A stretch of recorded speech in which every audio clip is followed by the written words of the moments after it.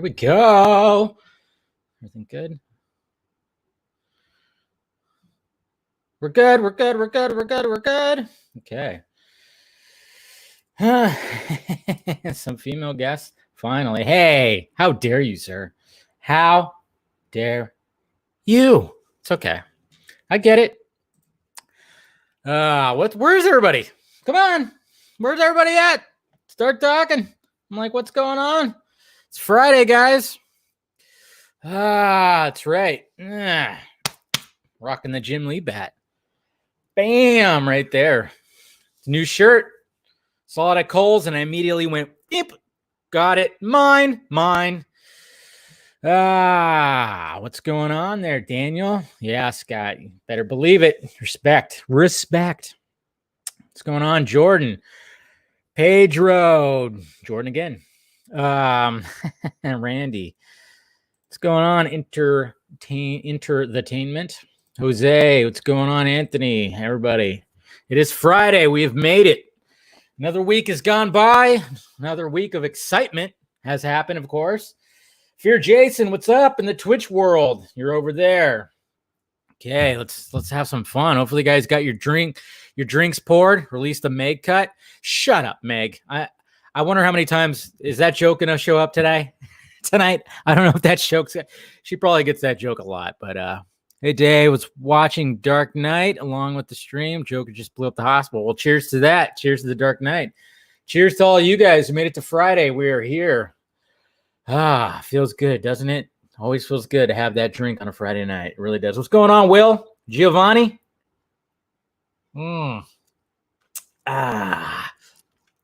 Delicious.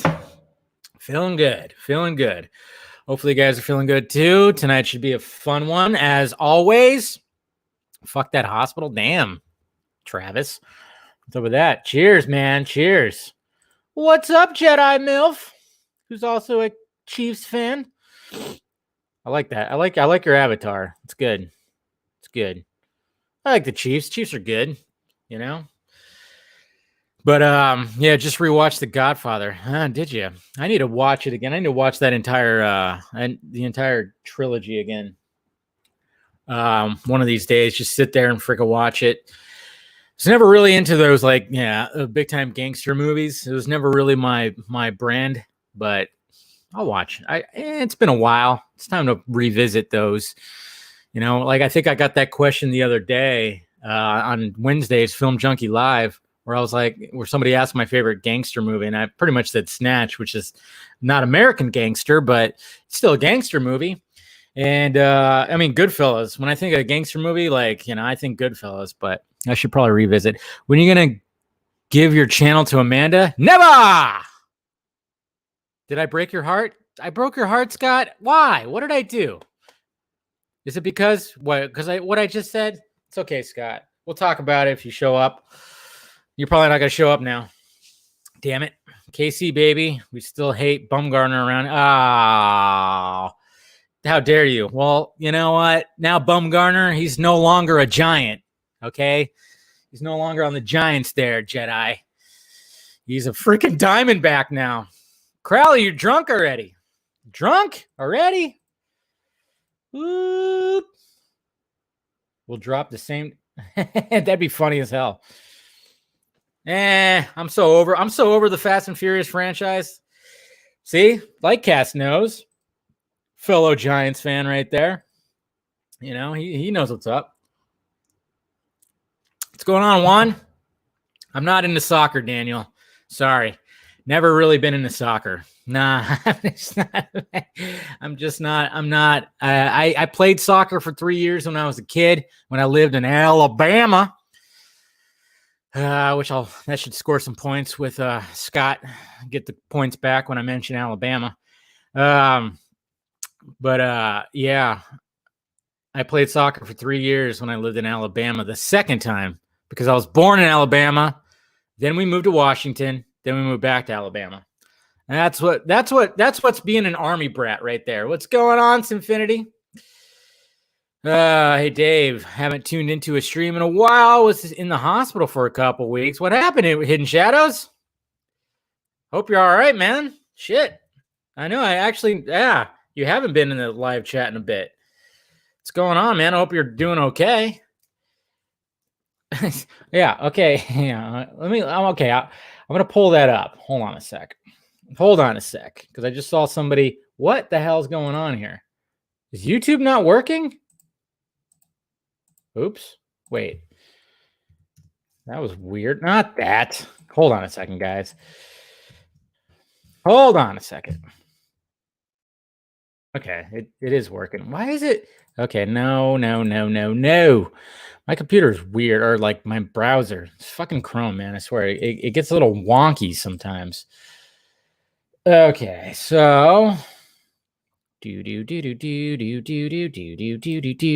See, now I got my theme song stuck in my head. Okay. All right, let me play this real quick. Why is it so bright? See, like everything got like woof. Everything got all bright. I like it dark. Dark. Come on. It's really good. So that smells really good. I'm sorry, there's an ad. Okay, so whoa, that's right. Go Giants! Cheers! Cheers! Cheers! Aloha.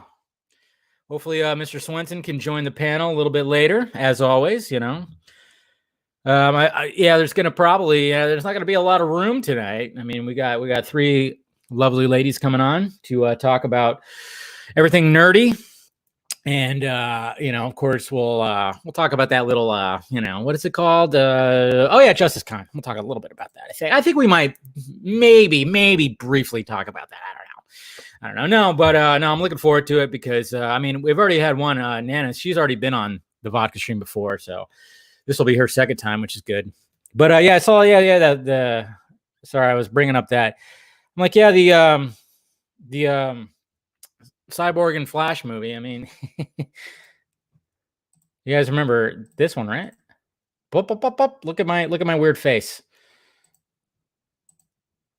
Yeah, that's what. Yeah. I mean, I guess I think on Swenson's live stream they were talking about how the wife, right, or whoever, the producer, somebody and somebody said they pretty much said duh, so they kind of confirmed it, and then I did a little oopsie at the end. Oops, what is that? I don't know what that is. Shh. You guys didn't see that. Anyways. Don't say lovely, Dave. Oh, is that going to get me canceled too? Everything's going to get you canceled nowadays. I tell you what. So, you're in Mountain View. Okay. So you're pretty close up there, north. Is Zack Snyder a god in human form? He might be. And you know what's funny about that? I turn on Sci-Fi Channel and Guardians of the Galaxy 2 is on. And, Kurt Russell's technically a god in human form. Should have been played by Zack Snyder. Hum? Are you humming, Nate? What happened? What'd I do? Yeah, don't worry. I'm already canceled. Bring on the guests. Jeez, so evil. First, he wants me to give my channel to Amanda. I keep telling Amanda she needs to start her own. She'd probably get. Yeah. See. Wait. You mean? See? I'm trying to broaden my horizons, guys. It's fine. I got it from Kohl's, man. Kohl's, right there. Yeah, it's right there. Like I went to the graphic tee section and I got that, and I got another shirt too. I got a Jaws shirt. It was a 2 for $20. It was a 2 for $20 deal. So yeah. So I saw this one, I immediately grabbed it. I actually had this version of a shirt before, but it got messed up. I don't think it was I think it was the Dark Knight. This Dark Knight bat, to be honest. But this is like the Jim Lee bat, as Scott pointed out, which is, it's boop, boop, boop, boop, boop, boop, boop, So I got it. And then I was like, okay, I need another shirt because it's 2 for $20. And I bought a Jaws shirt. So you'll probably see a Jaws shirt later. Hey, what's going on, Mr. Jarbo? Yeah. I think like last week, maybe I promised like, hey, I want to have you on. You'll be like the special guest, but you got bumped. I'm sorry, but I'm going to get you on one-on-one. And then of course, later, if you're available, if if there's a spot for you, you're always welcome to the panel. But I'm gonna I want to have you on to be like an actual guest, like a special guest, and get to know Mr. Matt Jarbo, because I've watched his videos for past few years, and now that we've become friends, I'd like to get to know you a little bit more. So definitely gonna have you on, and we'll figure that one out. But I think it was just like that week to get these to get the girls on, because of everything that was happening this week. So they've been pretty popular. They've been very popular. So love going to Kohl's when I'm in the States. Yeah, Kohl's is great. That's where I get everything from. I mean, pretty much like my jeans, my socks, my undies, if I'm wearing any. Something. I'm just kidding. No. Yeah, that's where I shop. I shop at Kohl's. So you're never going to live this down, Matt. You're never going to live this down. You're never going to live it down. Ever since you came on and talked about Anna Kendrick on that series getting railed from behind, everybody just brings it up. It's great. Yes, that's right. I'm sorry. That's what I try to do, Nathan. I try to start bromances. All right.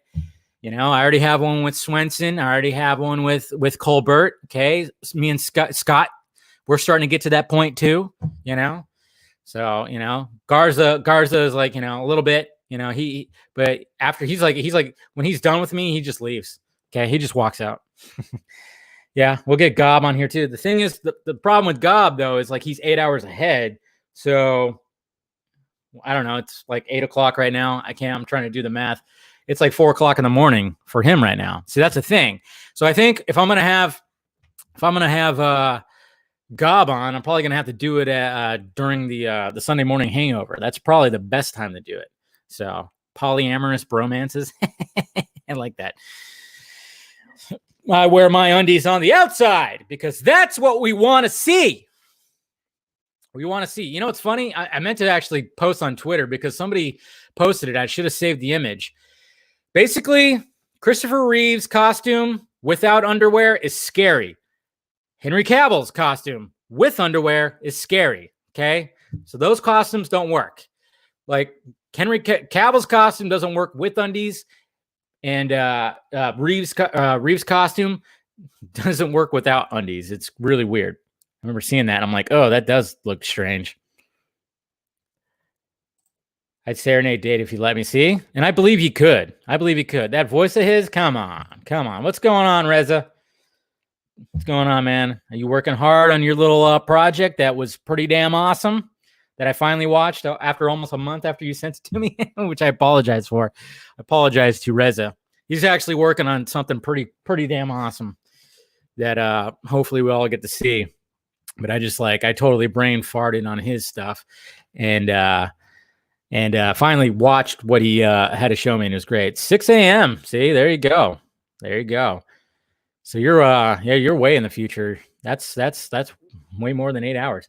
Dave, could you try to explain what a reshoot is in terms of what happened to JL? My girlfriend has seen JL multiple times and couldn't tell which scenes were changed, reshot, but Aquaman intro scene. When it comes to explain the reshoot in terms of JL, I mean, they try to reshoot the entire movie, and you could just notice it specifically in JL because, I mean, especially the Aquaman intro scene. I mean, just look at Affleck. He looks. If you watch the trailer, show her that first trailer, and just see how everything looks with that first trailer, especially Affleck, because obviously in the first trailer, even the second one, you'll see how he looks, and then you'll just see his face get chubbier because they shot it like almost a year later, and he was having problems in his personal life. You just got to notice. You notice hair, like Ezra Miller's hair looks different, and when he's talking about brunch, it just doesn't look the same. It's just a lot of different things, and you could just kind of just tell, and they just try to change things in like little bits of pieces in the scenes. Sometimes it was whole scenes, but there's a lot of times where it was just like, okay, we got to change the dialogue here, change it there, blah, blah, blah. And it was just awful. Just so awful. So bad. Am I too soon? No, you're right on time. What are you talking about? Right on time. Absolutely. Yeah, the lighting. Yeah, what Nate said. The lighting gives it away too. I could see a non-habit. Yeah. Yeah, that's the thing. It's like I can notice I mean I notice little shit. I notice little continuity errors just like that too all the time. Anytime that I see like the hair, I always look at guys' hair. I mean, okay, for instance, for some reason this came to mind. Remember that movie Employee of the Month with Dane Cook and Jessica Simpson? Okay, if you rewatch that movie, all the scenes that take place like in the back room where their lockers are, look at Dane Cook's hair.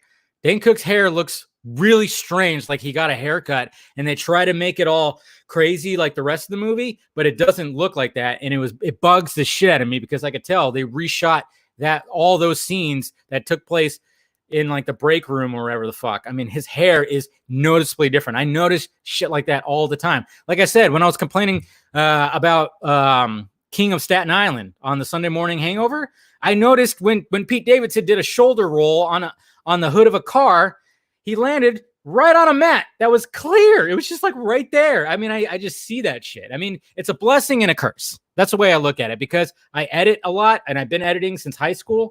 That I see little mistakes and stuff like that. So yeah, some of those. But I mean, when it comes to JL, I mean, there's a lot.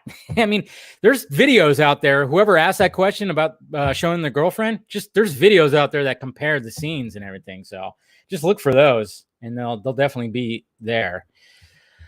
All right. Oops. What the hell? Yes. What the heck, man? This stupid. Okay, I'm not logged in. Jeez, come on, you freaking piece of. Okay. I don't know. When because I wanted to reboot my computer because, sometimes this computer acts like a piece of POS.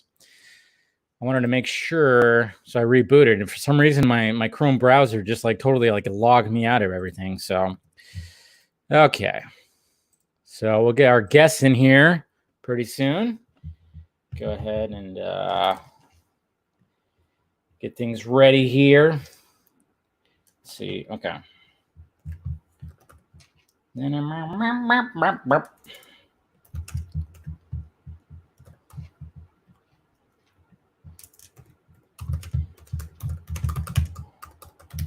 Hopefully you guys enjoyed my video that I posted before this when I was talking about the masks, wearing the masks in the movie theater.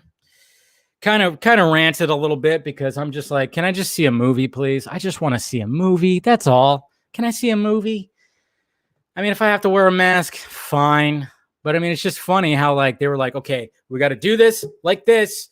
And then, and then it's just like, nope, everybody just came after us. Oh my God. So now we got to revert to, oh yeah, everybody has to wear a mask, blah, blah, blah, so.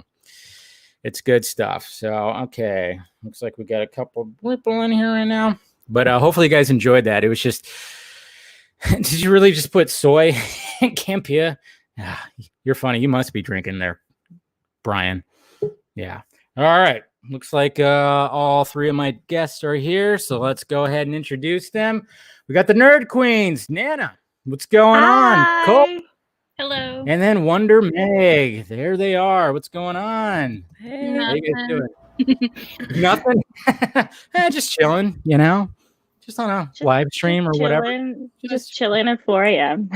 Oh, that's right. That's right. You are okay. Well, we'll get to all that in a minute here, but yeah, you guys are pretty popular this week. That's for sure. I wonder why. I know. I don't know why. I don't understand. The only reason why I invited you guys on this live stream is because I was sick and tired of having a bunch of dudes all the time. I was like, we gotta change it up a little bit here. No, there's a specific reason why, and we'll get to that too. But yeah, Nana, you've been on here before. Am I saying your name right, or do you go Nana? Yeah, you're saying it right. Yeah. Okay, I'm just making sure because I do have a Nana, so I obviously say it like that. And I was like, you don't go by Nana. That would probably be. Yeah, that's not the correct way to say it. No. Just making sure. But you're where are you located at? UK. UK, that's right. Because yeah, and this is your second time on the Vodka stream. You came, I don't know, like sometimes they get a little blurry, obviously, because there's a lot of drinking that happens on here. And hopefully, I was the one who replaced Ray Porter the last time. there you go, there you go. You replaced Ray Porter, which you guys also interviewed Ray Porter too. Really good guy, really down to earth. Love that guy. I mean, I hope I can get to talk to him again. And yeah, he's just and he's so appreciative. Just really love that guy. He's amazing. Yeah, He really is. He really is. So you're in the UK, so it's 4:00 in the morning for you. So you're probably not drinking anything right now. I'm imagining. Oh, champion. There you go. This is why she's on the stream. Cheers to that. Cole, where are you located at? New Jersey. New Jersey. So you're on the East Coast. Okay, so it's not too bad. You know, I did it an hour early to try to accommodate something. I know. Try to help out. Are you drinking anything right now? He's got it. What's that? Just wine. There you go. I like your glass. Thank you. Yeah. And then Meg, where are you located at? I live in Michigan. You're in Michigan. Okay, so not too bad. And what are you drinking tonight? Anything? Yes, I have vodka and strawberry soda water. Okay, strawberry soda water. I like it. Well, cheers. Thank you guys for showing up. I appreciate it. So, first thing I wanted to actually ask you guys is the whole Nerd Queens thing. How did that start? I think I might have asked you a little bit of this when you came on, Nana. But Cole, where did it all start for you when it came to, I guess, nerdy stuff? Well, when I first met Nana, she wasn't really all that nerdy. Like her nerd. I'm gonna roast you a little bit. Sorry, babe. Roast away. Yeah, I was this terrible sports kid. She was a jock, and her nerdiness was about like Harry Potter and Watchmen. And over the time that we knew each other, before she came to America, she slowly evolved into a bigger nerd. And then she came to America, which, you know, compared to where she's from, the Czech Republic is like old fashioned. And then America is just pop culture central. So so by the time she came to America, we already knew we wanted to do stuff like vlogging and stuff. Yeah. So we started a channel called the Slytherin Sisters because we're Harry Potter fans. But then we realized if we ever want to do something in the future with that, we can't have a copyrighted name. Yeah. And so we decided we're going to do something else. And I spent a month trying to figure out names. And then Nana was just like, what about the Nerd Queens? And I was like, I hate you so much. Because I was agonizing. I was dropping names for like ages. I was like, that doesn't work. That doesn't work. And then just without even trying, the Nerd Queens. And I was like, you bitch. Yeah. God, yeah. Sometimes it just happens like that, and that's pretty cool. So, like when it comes to visiting like the States or visiting each other, how often does that happen? Because I kind of rated, you know, I looked at your guys' Instagram and I saw you guys had pictures together. How often do you guys get to see each other? Well, I used to live in the States. I lived there for 2 years. So I moved over. That was almost 6 years ago now. I lived in Michigan, so I actually lived closer to Meg. But wow. I lived in the States for 2 years. So we hung out as much as we could when I was there. We even lived there for a minute, so that was fun. And then I took a short break back in Prague and before moving to the UK. But from then on, it was essentially just we try and do it that we see each other 2 times a year.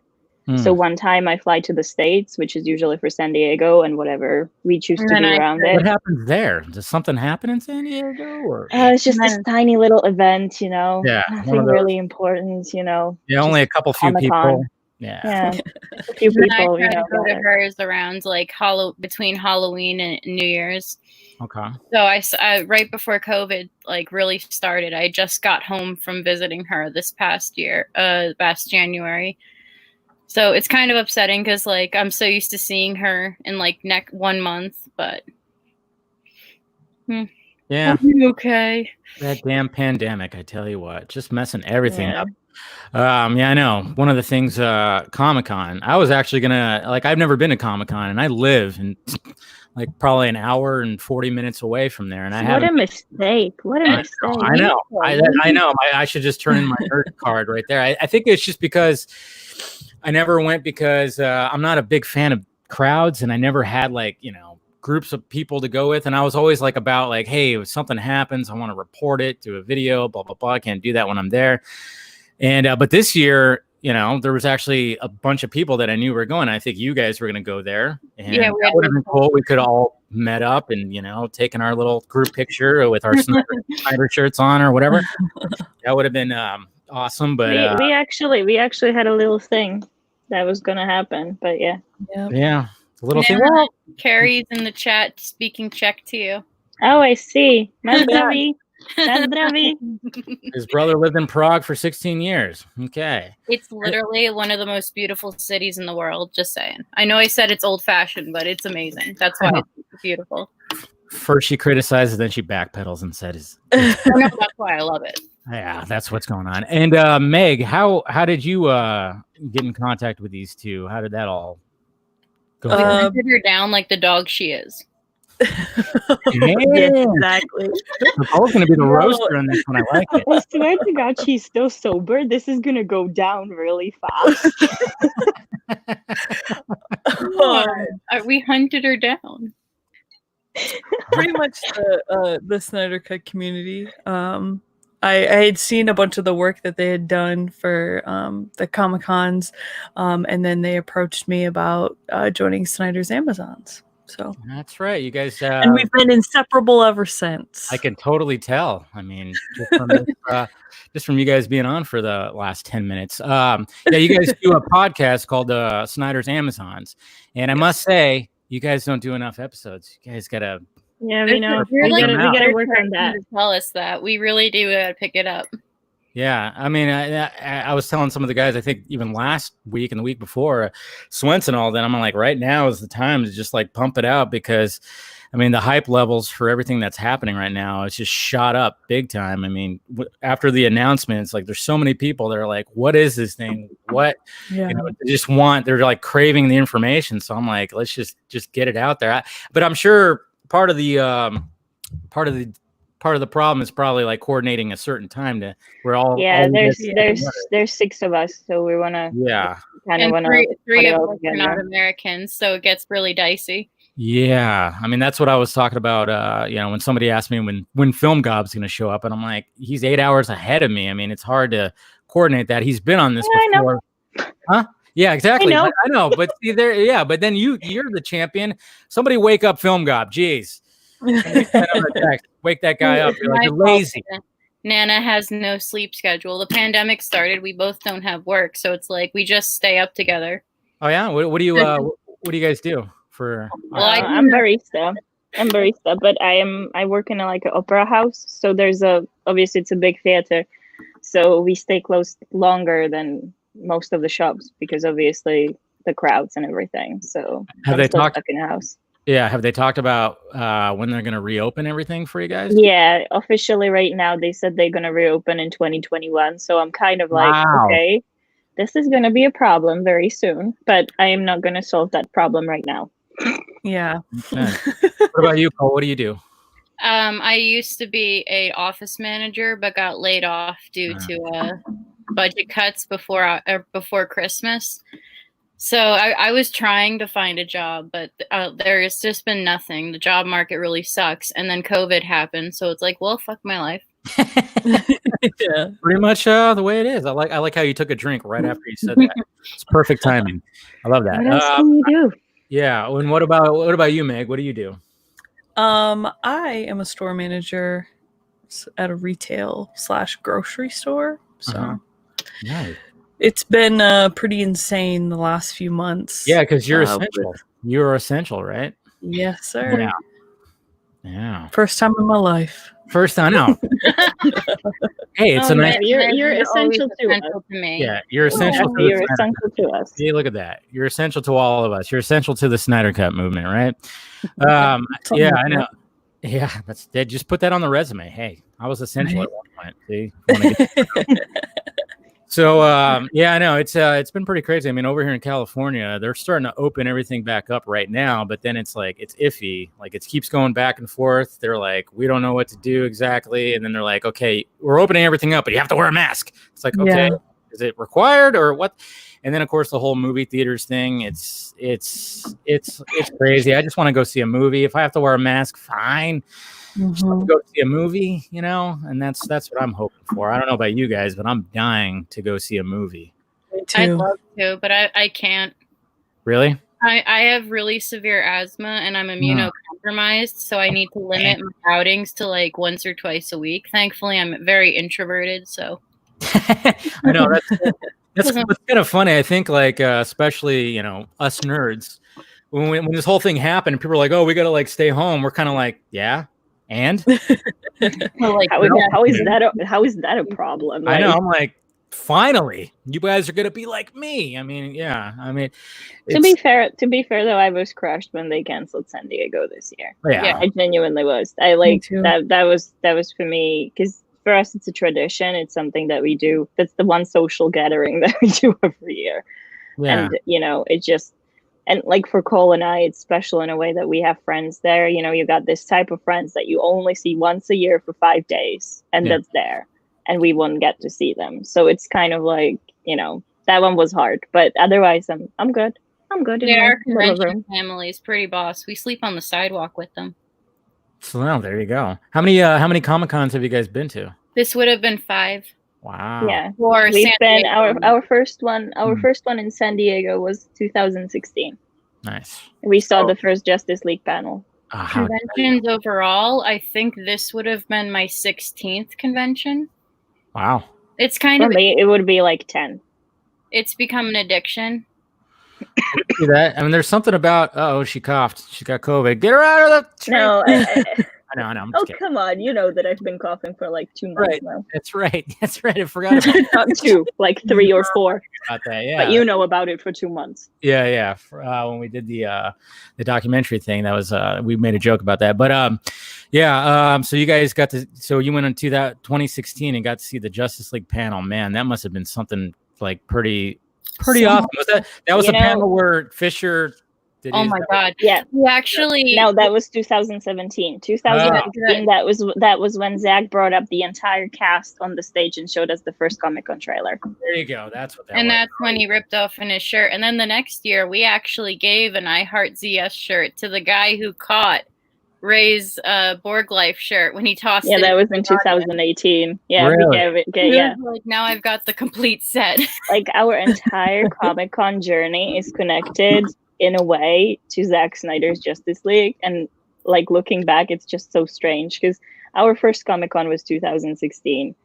That's when we saw the first Justice League trailer, and essentially that was kind of what sold it for us. I remember when we were waiting in line, because we were waiting like 24. We weren't waiting like we usually wait. We were waiting just like a day, around 30 hours.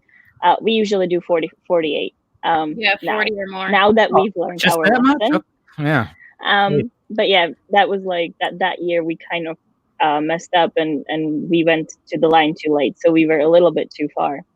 For our own. Yeah, Carrie knows. He's been our line neighbor a few times. Carrie here in the chat knows he's been our line neighbor for a while. But yeah, so we went there and we were like, okay, we're gonna go to the Warner Brothers panel, and then we're gonna go. Then we just gonna go and leave it. And we got there. And Warner Brothers panel was the first, because it's always the first on a Saturday when they're there. And you get these 360-degree screens all around the whole That Warner Brothers call themselves. It's just Warner Brothers. Nobody else does this. Not even Marvel, just Warner Brothers. And you get this massive, you know, and that year there was Fantastic Beasts as well. And obviously we are big Harry Potter fans. So you got Hogwarts Express rolling on that side of the screen and just like things like that. And then obviously that was the year that they premiered the DC logo with all the superheroes and stuff. And they premiered it on that screen, which was absolutely mind-blowing. And then they let it sit there so you could like actually see every single hero in like detail. It was so cool.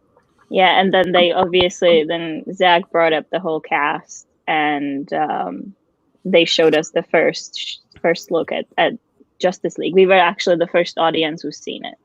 So that was, and you know what, we finished that panel finished, and we sat there and we were like, okay, we're staying for the rest of the day.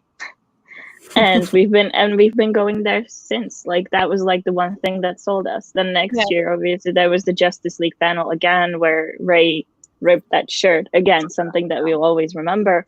Year after, we handed out the shirts. Again, something that we'll always remember. And then in 2019, which was last year, we had more people in the ground team. It was like a little bit more than just the two of us handing out shirts. But So it was more connected to Snyder Cut. I mean, we all know that what was done. There was so much. There was the billboard bust up. Like, it was all Snyder Cut that year, because Warner Brothers wasn't there. They bailed. Yeah. I'm still bitter. Yeah, me too. Just a little bit. The only reason I ever sleep in that damn line. It's for that. It's like I'm going 2 years without that goddamn 360 screen. Okay, this is like a withdrawal. I'm a withdrawal. It was funny. One year, I think it was the second year we went. Marvel paid Warner Brothers to let them use the screen for the Doctor Strange trailer. Oh, right. Yeah, that's true. And the way they did it was to have all the symbols flying past. And when it goes really fast, you feel like you're flying, and then you feel nauseous. Well, that's always good to make your audience feel nauseous. The screens are just the coolest thing. Like, Warner Bros. I don't know how they invented it, but it's so cool. Like, yeah, I remember seeing the videos about it. I was like, wow, that's pretty unique. I mean, I remember one of the, if I like put the Justice League part aside and the Harry Potter, / Fantastic Beasts aside, one of my strongest, like, best memories is the first Wonder Woman trailer that we got to see there. Oh my God. Because it was so important to us, as girls and all that. Like, there's gonna be a Wonder Woman solo movie, and that was the first time they premiered a trailer back then for Wonder Woman, and oh my God. And we actually got the first look for Wonder Woman 84 again in Hall H. Yeah, because it wasn't they did bring it there. Yeah, they had they'd only been filming for like 3 weeks, and they did enough VFX on it to show the scene where she's in the mall. That's right. There was not full VFX. Yeah, there was not full VFX. It was partial. Yeah, like but we saw the mall scene in 2018. Yeah. Yeah, that's right. I remember when that leaked out and everybody was freaking out about it, because she was like, doing her little jump, and she like had somebody in the lasso, and and then she threw the kid into the plushie. I just thought what I loved about that was that then we had Captain Marvel had been filming for like ages, and they were like, we have nothing for you. Oh yeah. And then when the movie came out, it was nothing. Yeah, we have nothing for you still. Yeah, it but was. To be quite fair, cool. Marvel last year had pretty solid panel. That was like the first time I had I had fun watching it last year. Usually they have it really boring. Like, they don't, like, people usually when they speak of Marvel panels in San Diego, what they think of is the 2013 one when they had Tom Hiddleston dressed up as Loki, but they don't really do that. I have not been able to replicate that moment. Yeah, they usually just, they come out, they didn't actually even. They didn't even attempt it. They just come out. They did with Guardians 2 with that's true. Yeah, but that was more. But they didn't land as well. It just wasn't, like, Marvel panels for me weren't that extra. Last year was good because they wanted to go all out with the stuff, and they even saved some for D23, but still, like, they went quite all out. So I had fun last year with them, but it's not the same as Warner Brothers, because like, one thing I gotta give them, all the grievances aside, they do know how to pull off a fucking show in Hall H. They really do. I still always go back to when they announced Batman vs Superman. I mean, to this day, that video, when you look it up, it still gives me goosebumps. When they had Lennox come out and they read the line from Batman, Dark Knight Returns, and then the lights go out and then the logo, and it was just like, oh my God. I mean, just talking about it right now, I got goosebumps. I mean, geez. I mean, even for us, like, for Fantastic Beasts, I remember 2 years back, they had, we were wondering, how are they going to do it with the panel, because at the time Johnny Depp was in the middle of the whole controversy with Amber Heard. So we were like, okay, they can't really have him as a guest on the panel, because what if somebody comes up and asks the tough questions? Right. But they figured out a way to bring him out, because they had him dressed as Grindelwald, and Yeah. he came out and he did the whole speech that he actually later had in the film. And that was something absolutely incredible. Like, I have chills even thinking about it. It was so great. So Warner Brothers. Our Go friend on. was funny. She was Oh, so that was funny. excited, but then she finds out like we're halfway through through the day, and it's been hours since that panel, and she's on Twitter, and she's like, turns to us, that was Johnny Depp. That was Johnny Depp. Oh, wow. That's It funny. was funny because she's never watched having a like Harry moment. Potter franchise at all. So she literally realized hours later that she and she then posted on the Facebook, she was like, I shared a room with Johnny Depp and I didn't know. Just remember that. But to be quite fair, the very same day, Cole and I met Mark Hamill and we didn't know. What? We didn't.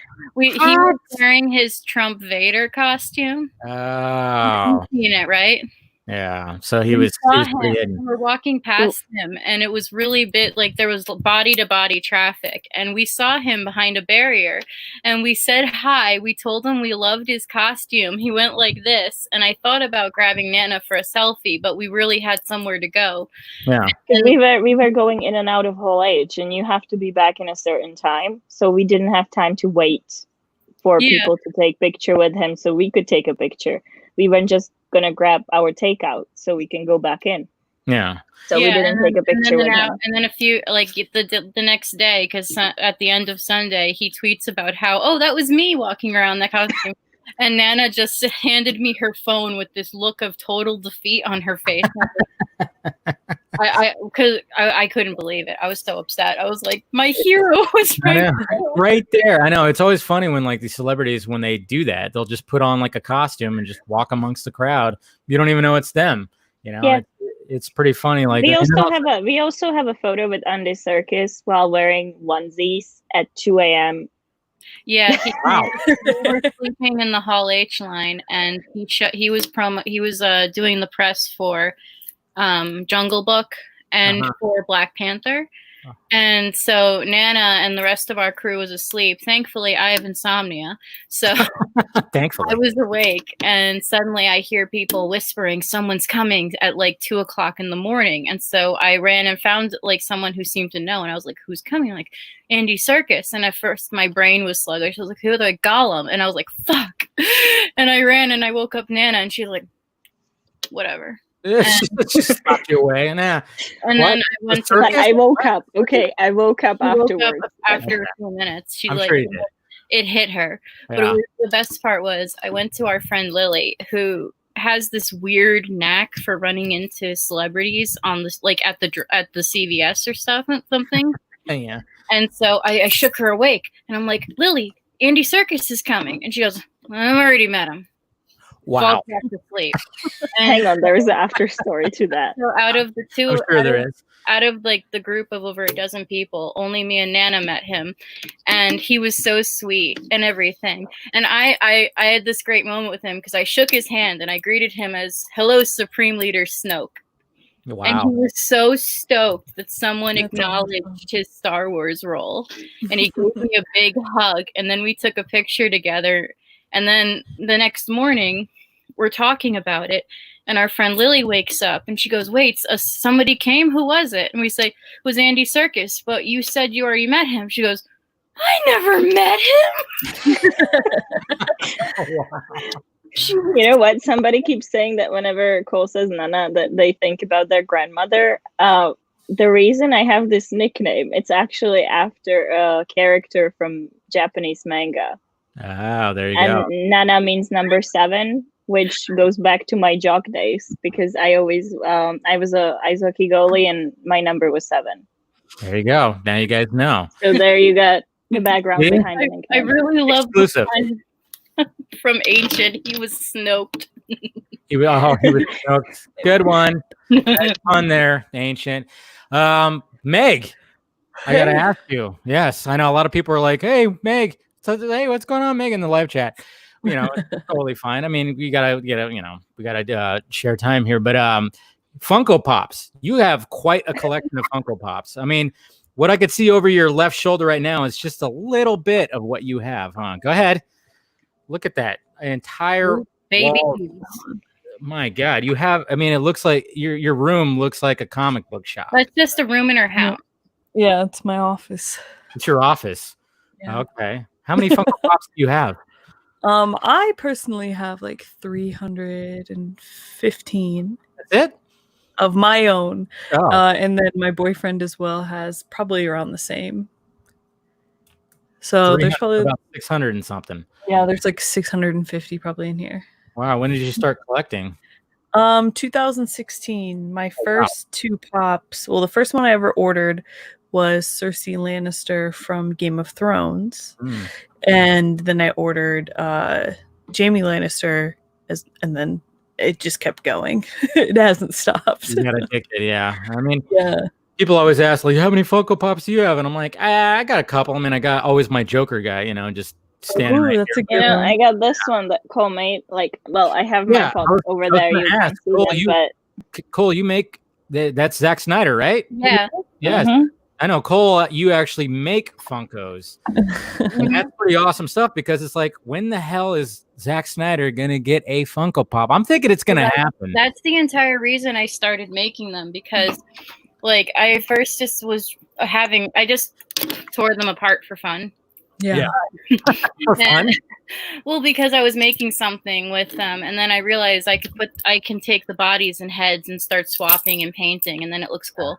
And so then I came up with the one for Zach, and so that's a Smallville Clark Kent body from the end of the show, and a K from Agent K from Blade Runner 2049 head. And I realized when I found the head, I was like, this is Zack Snyder. This is the real head. It looks just like him.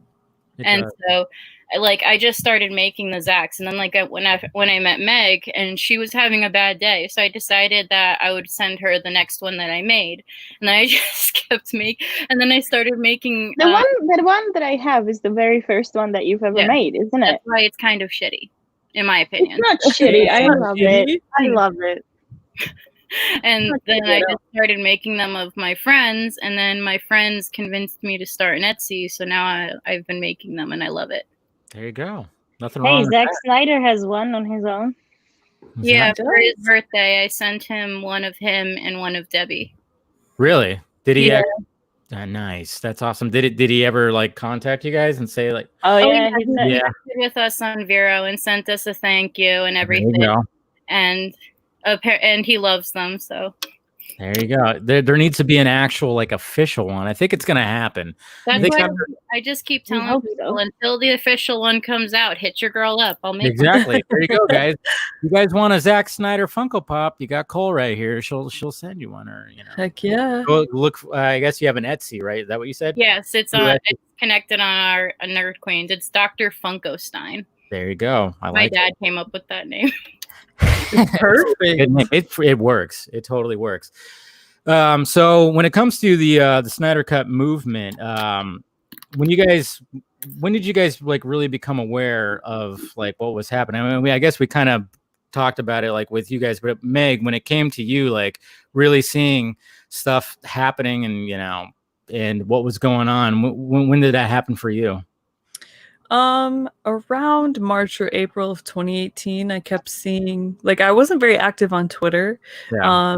And after I saw the movie, I was like, I pretended for a little bit that I liked it. We all I did. feel like, We all did. yeah.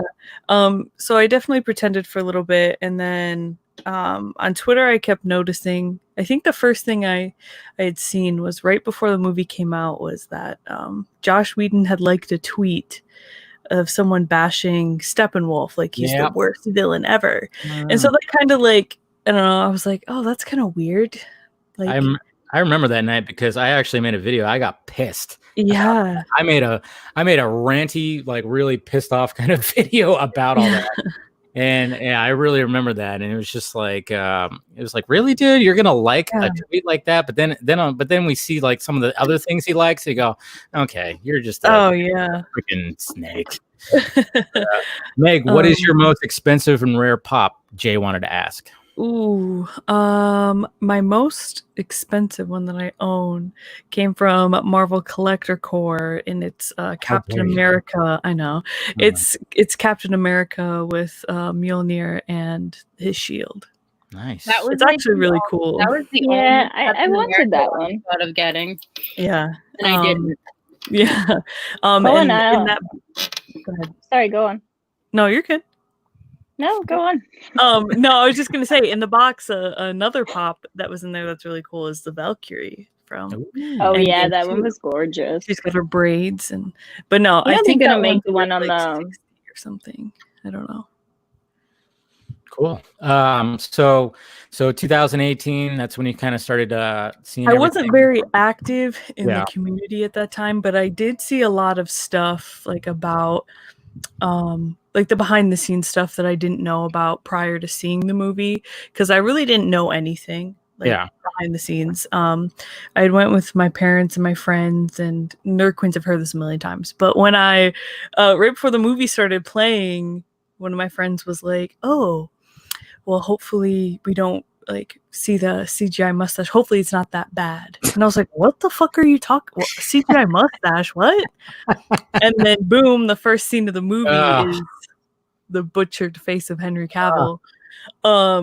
So yeah, I kept seeing stuff online about the Snyder Cut, and I started following a bunch of people, and then I started joining in on the campaigns, the t-shirt stuff, and been here ever since. Oh, yeah. Well, I mean, And then when she you- met us, and she Yeah, was stuck with us. Nerd Now Queens we're and- even further into it. yeah, all downhill from there. No, just We kidding. keep dragging her Yeah. along.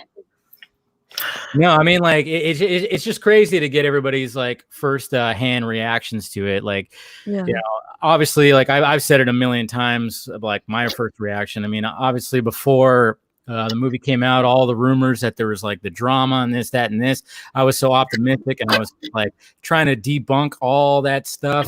Yeah. And then all of a sudden, you just see that first scene, and you go, "Oh fuck, they were Yeah. right."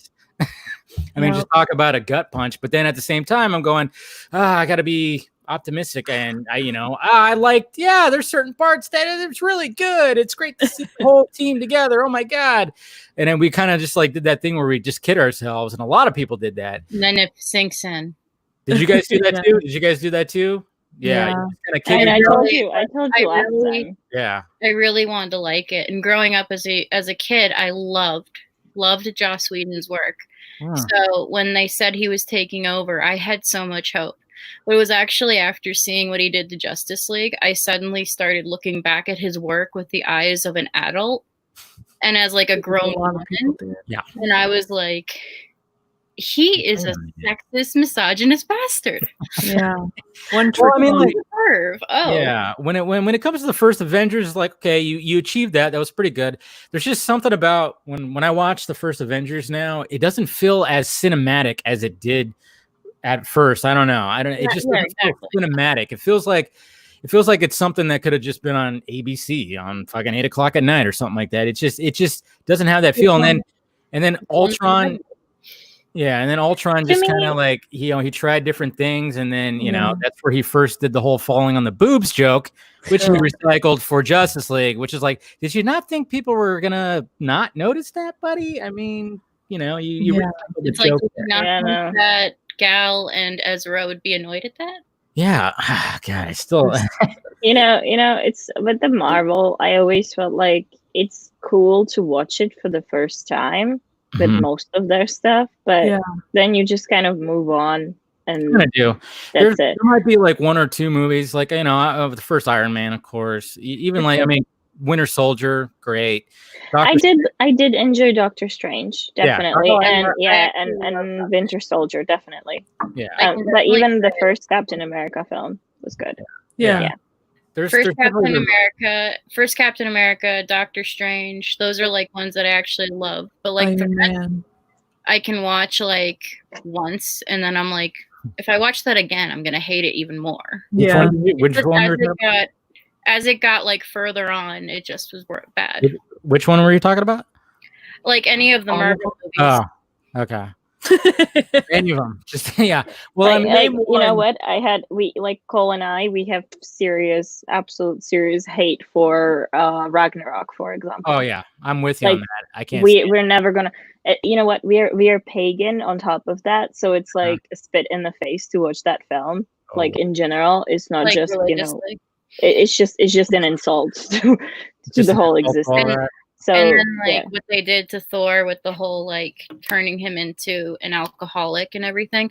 Like the alcoholic Oh, thing don't get me makes on sense, that. but making him just doing what they did, turning him into a joke was just Yeah, I was Yeah, not a that- fan of like- that. yeah, we can't get into that. That Yeah. Oh, Start yeah. throwing things. You're gonna end up throwing your computer down. Like, we don't want that. Yeah. No. Sometimes I know I'm with you on Ragnarok. Like, I try to watch it again, and I'm like, okay, you got some good visuals, but my God, it's just nonstop. they just totally wasted Loki and Hela. Yep. Like they had these Mhm. two crazy good actors with these Yep. crazy amazing characters, and they were just like comedy. Comedy. Just keep And injecting it. it's just like for Hela and for Loki, the lore that they could tap into, the whole Ragnarok story that they could tap Yes. into was so rich. And what they did with it is Ragnarok is not a comedy. It's not. And it shouldn't have been a comedy. It's the end of the fucking world. Like, Yes. how can you make it a comedy? Like, And it was what- funny too, because when they showed the logo of Ragnarok at first, it looked like, oh, that's the way it's supposed to look. You know, it was like made out of rock and it looked like lava rock. It was like, Mhm. wow, that looks really cool. Then all of a sudden, Taka goes, no, we're gonna make it look like an 80s video arcade game logo. And now as DC fans, we're dealing with like, oh, Wonder Woman 84 is copied. Oh, It's like, no, Wonder Woman 84 looks like that because it's 1984 style in 1984. oh God. Yeah, exactly. In that, and I'm like, you're gonna compare that? It's not. I mean, that first trailer. I mean, when that first trailer came out, I mean that trailer pops. I mean, Yeah. it totally fits in the era that they want it to. Everything about that trailer. I mean, I remember just watching it over and over and over again, just going like, wow.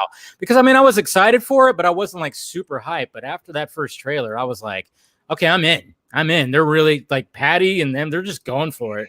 For this era, and they're like nailing it seems. So really looking for, which is another thing I wanted to ask you guys too, is like, besides Zack Snyder's Justice League, what else are you looking forward to when it comes to DCEU content? Everything.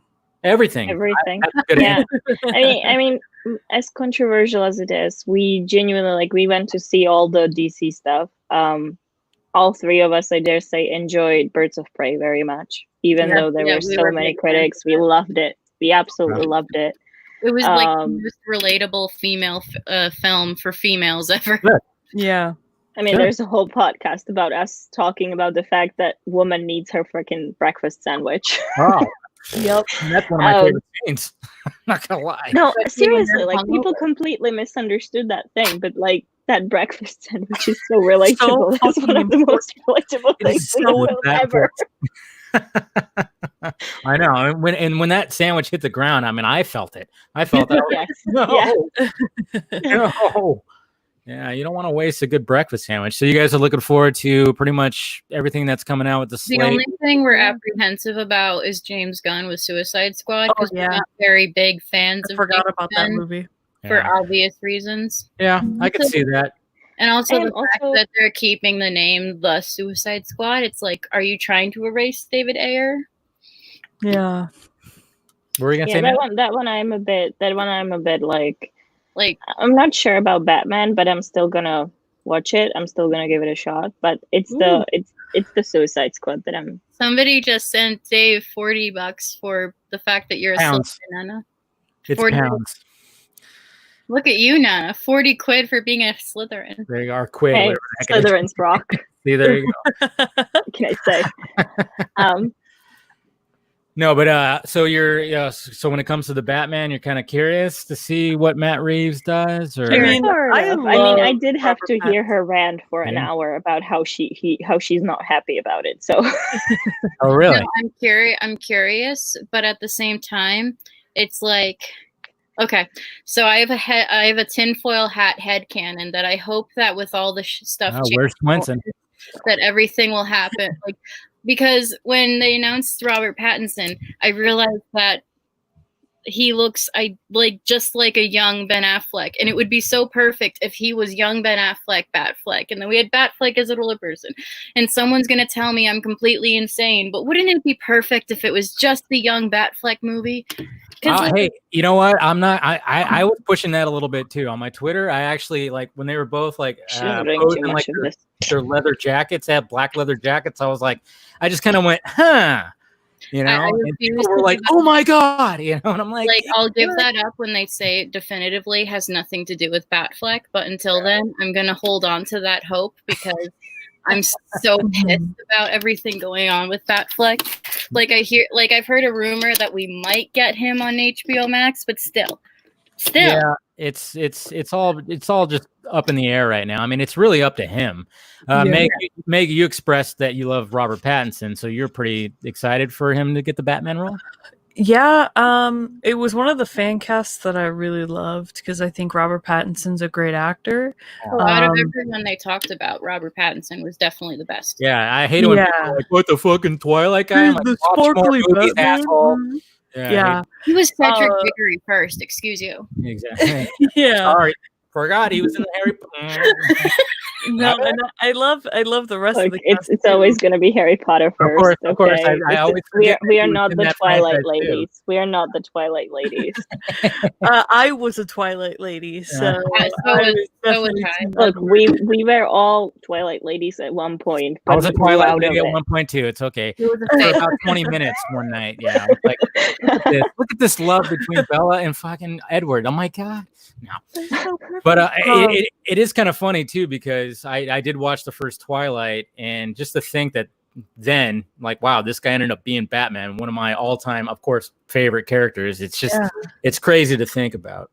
Yeah, if you go back and like what I don't remember the name of the movie, but the first movie I saw of him outside of Twilight was the one he did where at the end it's revealed he was his girlfriend died in 9/11. Yeah, I love that. No, he died in 9/11. That was Remember Me. That was Remember Me. I remember that. It was so good. I didn't see that movie. Yeah. It is so good. That was like when I realized because in Harry Potter, you know, he plays this really dopey boy. And then he goes on to Twilight where he's a vampire who sparkles with glitter.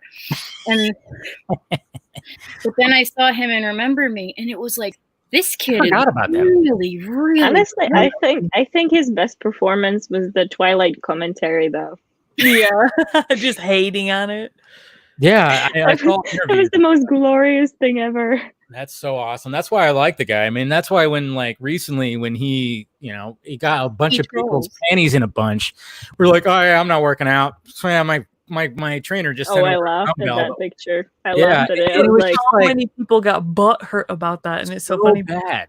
They don't understand his sarcasm. Like he spent like 6 years trolling the Twilight fandom and trolling it afterwards. It's like he is such an. I still haven't seen any of the Twilight movies. Don't watch them, Carrie. They're terrible. Yeah, unless you have a daughter, watch them with her. Team Edward, 100%. 100%. Not Jacob. What's your problem? Oh my god! Someone just donated more. Yeah, expectations from Black Adam, Flash panels, and DC fandom. Yeah, when it comes to the DC fandom, I should say, how excited are you guys? What are you looking forward to the most? I mean, come on. The more counts that there's this movie that we're kind of looking forward to. It's really low key. Nobody really knows about it, but it's called Zack Snyder's Justice League. What? Never heard of it. Tell me about this. Yeah, it's released in 2017. Yeah, it was just like I was just like we'll fight for it, and they decided, okay, whatever, we'll give it to the fans. So yeah. So like when it finally was like officially announced on May 20th after the Man of Steel watch, how did you guys feel? I mean, after all this time of just the back and forth and just where we've all been with this whole thing. I mean, I've even talked about it many times. I've been a supporter of Snyder. I mean, since Dawn of the Dead. I mean, I've always been a fan of his. And then when it came to me doing my YouTube stuff, I mean, when BVS was announced, I was like, I'm 100% in and just covering this thing like crazy, defended, blah, blah, blah. And then when it came to Justice League, it was all there. And then when it came to the movement, obviously the movement, it's had its ups and downs. We've had our trials and tribulations. We all haven't seen eye to eye with everything. Everybody's bumped heads with everybody. But right before it happened, it just seemed like everybody kind of just like said, you know what? Fucking A. Can we just stop? Let's just stop, take a step back, and let's just... The grown-ups came together. Exactly. Good way to put it. That's the perfect way to put it right there. We all just kind of went, okay, we got to just stop. We got to just come together, pardon the pun.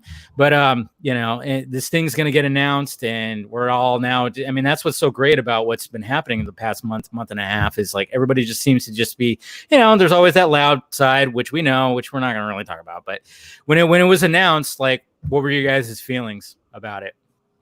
Well, for me, because I said this before, I was a Snyder fan before I was a comic book fan. Yeah. Because I didn't have a comic book background. I didn't have a geek background at all.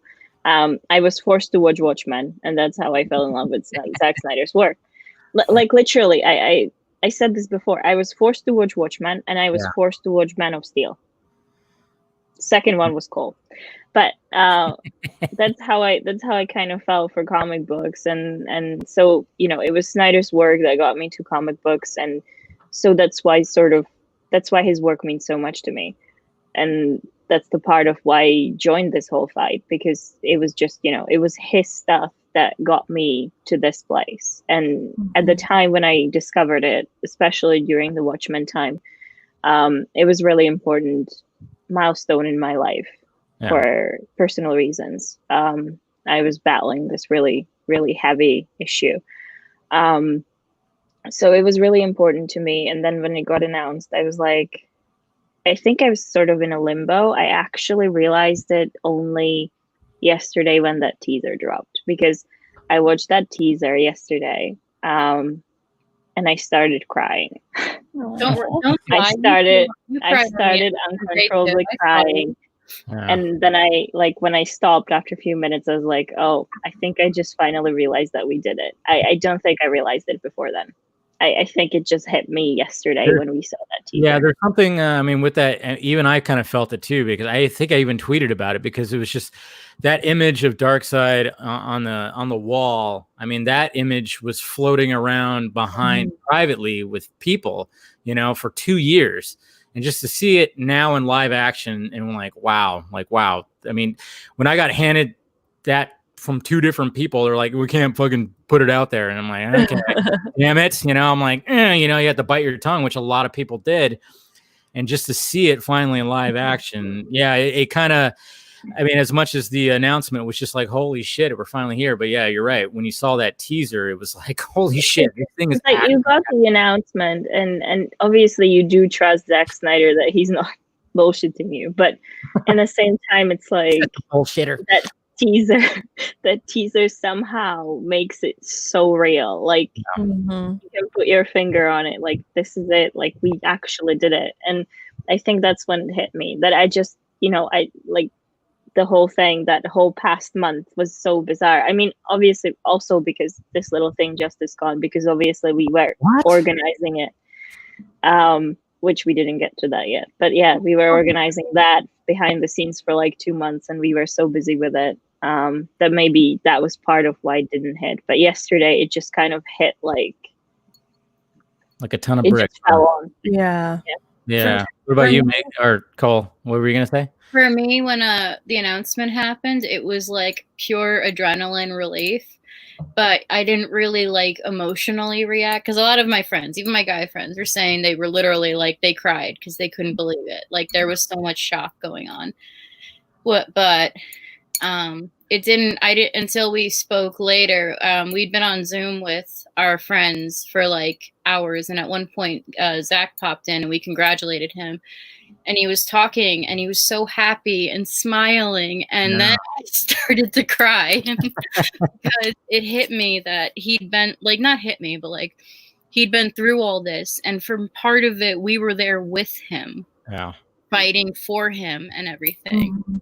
and like just seeing the joy and seeing like the absolute joy on his face and in his voice. It was just like, that's when I started crying, and I was like, I muted my mic. I was like, I'll be right back. Yeah, no. You know what? There's that whole message at the end of the comic book debate geez. documentary That got you me have pumped up. doing. You know, it like, I mean, if that doesn't tell you how he feels, I don't know what does.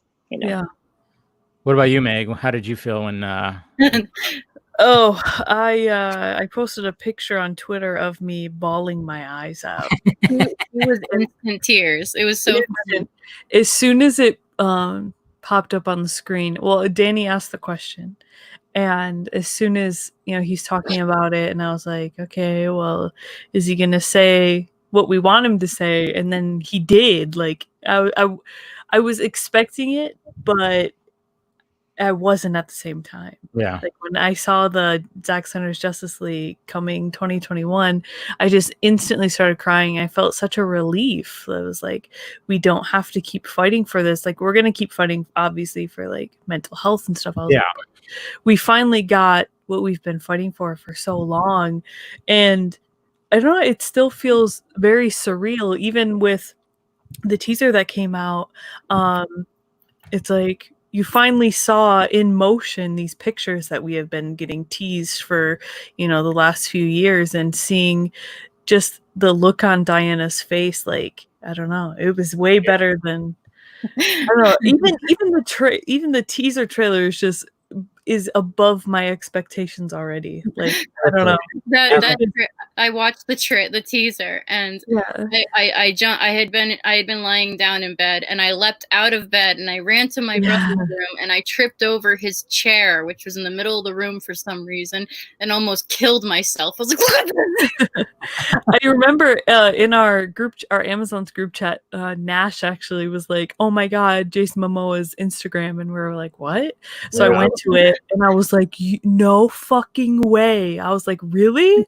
And then we're all like freaking out. We're like, "Oh my God, it's Diana!" At first, we weren't sure if he was authorized to do that. We're like, There was like this whole rumor, like that were saying, like, "Oh, he wasn't supposed to do that," which it sounds very, on par. Very and I remember we went to the guys and we were like, Jason just dropped the bomb, but they were like, well, Zach and Debbie did as well, so we opened the Vero, and there was this. It was just so funny that he dropped it like literally like 3 minutes before Zach and Debbie, and there was that like 3-minute moment where everybody's like, he wasn't supposed to do that, was he? He's gonna get in trouble. That's why we love that guy. I mean, that's what's so great. And I even said like long before, I'm like, when all this stuff, who's gonna be the loudest voice when it comes to stuff? It's gonna be Momoa. It's gotta be. Maybe Zach for the Justice Con. He would probably spoil the whole movie, though. Yeah, exactly. Zach gave Henry the announcement. He had to give Jason the first teaser. Of course, naturally. I mean, he just had to. The way how much Jason loves Zach, you just see it. Like that video where he showed up, gave him that camera, and like, oh my God. That puts a smile on your face. That makes your, everything warm when you watch that video, because he's so appreciative of him. I mean, and even when he put it on Instagram, he even said, like, you don't have Aquaman without Zack Snyder. I mean, Zack is the one that and like in that role. It's just his relationship with Zach is just so beautiful, and such an illustration of like the testimony to Zach's character and to Jason's. But as we all know, no chair is safe in Jason Momoa's hands when he's excited. We've seen him break multiple chairs at San Diego. Honestly, I think his wife probably has given up and has more chairs than she can handle for him, just in case of him. Yeah, she probably had some spares. A whole room full of chairs. It was so funny with was it Aquaman, Nana, when he broke 2 chairs? I think that was actually Justice League. No, it was I'm not sure. League when he was with Zach. They showed it, and he smashed a chair, and someone came back, and one of the stage hands brought him another, and then it was like, do you want to play it again? So they played it again, and then another. And you can just see the stage hands. They're like, we have to clean up another. And see, that's what Brian said right here. He imagines like every director secretly wishes to have that type of reaction. And I mean, that's the thing is like that's what we saw at the end of the comic book debate video, was like how appreciative he was. I mean, he was choked up and everything. I mean, like I said, I mean, it choked me up when I saw that. When we were all a part of it. It was great. I love like the ending part where everybody just like talks about, when Shara sent us that, it was, and like, it's the fact that he showed it with fans. Yes, he literally announced it with fans. Like, that was always the thing. Any other director wouldn't do it this way. It would go through media first. It would go through some sort of a press release. No. Zach made a commentary and he shared it with his fans. That was the first thing for him. And I think that's like something that a lot of people overlook, but it's really important. It shows what's important to him. I mean, even at the Snyder event, I mean, you just get that essence off of him. Like, he's just so appreciative of everyone. I mean, when I only went for the BVS night, but I mean, he sat there and watched the entire film with everybody, and everybody is cheering for every. I mean, it was hilarious because I mean, the opening credits, everybody's cheering for every name, and I made the joke to one of the comic movie marks. I'm like, these people realize they're cheering while the Waynes are getting shot right now. It was just funny because we're like, yeah. And I'm like, 2 people are about to get murdered right now. You freaking weirdo. A little bit, but I didn't think of it. Yeah, it was hilarious. Every name that came up, cheers, and I'm like, this is literally like a fucking killing's about to happen, guys. Come on, we've seen them die enough times. Yeah, exactly. I mean, it was all in good fun. I just had to make the joke, but I mean, to watch it with that was probably the best experience. I hope he does something like that again, where more people could show up, like you guys can show up. I mean, yeah, we didn't get to go. We couldn't afford it, but we watched it. Nana and I watched it together on my iPad at home through FaceTime. Yeah. That's why we even had the inspiration, because originally we planned to do like Snyder Con Light is calls it in San Diego Comic-Con this year. Because we realized that that the only people who've seen BVS Ultimate Edition in the cinema were those who got to go to Snyder Con. Yeah. So we were like, okay, what do we do? And we were looking for venues and stuff, and we were gonna do BVS Ultimate Edition screening. We were gonna do like an art auction, and then we were hoping to get some special guests as well. That was the original plan for this whole thing. And it was going to be a little Snyder Con at Comic-Con, but it was we were guarding that as a biggest secret because we were trying to get sponsors and stuff. Meg, and then Corona happened. She didn't find out she could go. She didn't find out she could go until like February, and she was helping us like plan it and everything. And she was so excited just to be helping. And then she found out she could go. We're like, you're the sweetest thing in the world. It was my first SDCC. And I was so hyped for the stuff that they were planning. And I was able to get a pass through comic book debate, and everything like it was like adding up, and I was like, oh, this is gonna be so sick. And then it was canceled. I know, jeez, stupid coronavirus, damn it! I bought my plane ticket, and everything. Technically speaking, it's probably better for the rest of the crew. Yeah, because now even more people can attend. That's very true, and I guess we'll get to that topic here. Like when it came to the Man of Steel watch, that was great. Good job, Meg and Ohio Dave. I don't know if he's walking around. You know what? I will say this. You and Ohio Dave have the voices for commentary and podcast. I'm just saying. I was like, when I had it on and I was like working on stuff, and I was like, I kind of wanted you guys to talk back and forth about certain scenes. He's got that deep voice, and you got a great voice too. He was off talking to us. Yeah. And I was like, and occasionally he would say something when somebody would say hi to him on the live chat. He'd say, "What's up? What's up?" And I'm like, man, start talking about this stuff. I mean, maybe that's just me because I don't shut the fuck up a lot of the times, you know. But Well, it's funny because some people literally will tell us to like shut the fuck up during the watch parties, and so I usually just leave the commentary to Dave, and I just do the behind the scenes. He does stuff. all the technical stuff. He's better. So I know. I guess maybe we should start a podcast. Yeah, you should. You guys should. I'm just saying. I'm like, just when I do like my live watches, I'm like, I'm always thinking, okay, let's do a commentary about this, not just watch it. So that's why I was kind of like, oh man, do that, like talk more about certain scenes, what you like about what's going on and this. But I mean, I get it though. I get it. I mean, it was more about the live chat and more about what was happening. I mean, you guys have done a lot of things when it comes to the AFSP, Ink to the Ink to the people. Ink to the people. Yeah, you guys done a lot of stuff with that, which of course the whole fandom appreciates. Is there anything like that's coming down? Definitely. Can you say? So we're kind of doing a part. I thought Nana was going to talk. That's okay. I know. I always talk, so you talk. So we're doing a bit of a partnership with them. We're going to be doing a Justice Con T-shirt because whenever we go to conventions, we get convention T-shirts, and it's just part of the experience. But also, Todd from Ink to the People, who we're going to be shouting out, even though he'll probably never see it, we're still going to tell everyone how amazing he is. Yeah. He came up with so many crazy ideas, so you guys can expect more than just T-shirts this time. Mm-hmm.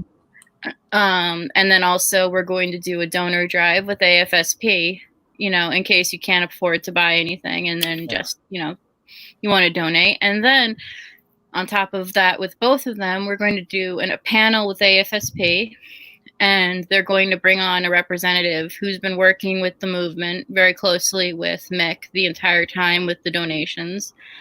And then she's going to bring on a mental health expert, so that way we can talk not just about the relationship between the movement and AFSP, but also answer any questions about mental health. Yeah. And like the importance of what their work is and whatnot, make it a very community orientated panel. So that way we can put a face to the name, because AFSP has been a big thing for this movement. And then with Ink to the People, Todd who's like the head of their charity wing. He's going to come on for a panel to talk about what they do and talk to the community and everything. He's really cool. You guys are going to love what he's coming up with. And it's basically you got Ink to the People, you got AFSP. We wanted to give them a face and a voice. Good. That was the goal. We wanted to kind of, because I mean, you all know we've been working with them for 2 years. Yeah. So it would be cool to give them a voice. I see a question. What exactly is Justice Con? Well, what? Oh, yeah, okay. I will totally make sure there's tanks, because I know how to do that now. You said, what was the question again? Sorry. He was asking, can you make sure tank tops are available for the shirt designs? There you go. I figured out how to do that, so I'll make a note of that. There you go. Make a note. But a few messages above there is what exactly is Justice Con. All right, yeah, let's get into the nitty gritty. Are you guys all liquored up now, so we can get all the secrets about? You're not getting secrets. No. I know. I try. That's why I invite people on here. I'm like, you have a drink? All right. What do you got to say? No, but Justice Con. I mean, that was. When you guys dropped that trailer, it was like, there it is. You got Jay Oliva, you got Ray Porter. And then, of course, you got O'Connell, you got Swenson, you got Shiraz, coming on, and Juanita also too. Mm-hmm. And then there's this random guy that nobody knows. Yeah, this one guy, that Zach something. I don't know. I can't remember his last name. Zach Snyder. Yeah, Snyder. No, you got Zack Snyder. So how did this brew up? Like, what was the foundation of? Well, we were really, really upset that San Diego's canceled. We understood why, but we held on to hope for the longest time.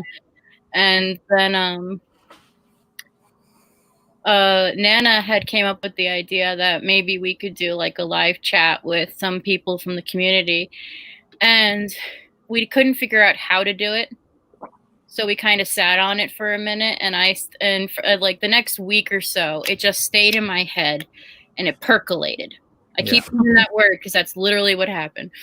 And then I came to Nana and Meg after not sleeping at all at like 7 a.m. And I was like, guys, what if we do a online convention? And they're like, have you slept?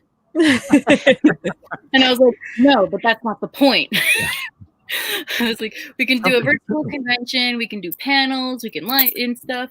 And then the girls like started picking up what I was putting down, and we all started brainstorming and coming up with it. And then Meg goes, we'll call it Justice Con. Nice. So Meg came up with the name. Okay. Yeah. Mm-hmm. And it really became something that we wanted to, as a way, give back to the movement, but also to like give everyone something to look forward to, because we're kind of in a sucky situation right now. We're all stuck in the house, and even though lockdown's letting up, you still can't go to a comic convention right now. No. And there's still a lot of stuff you can't do right now.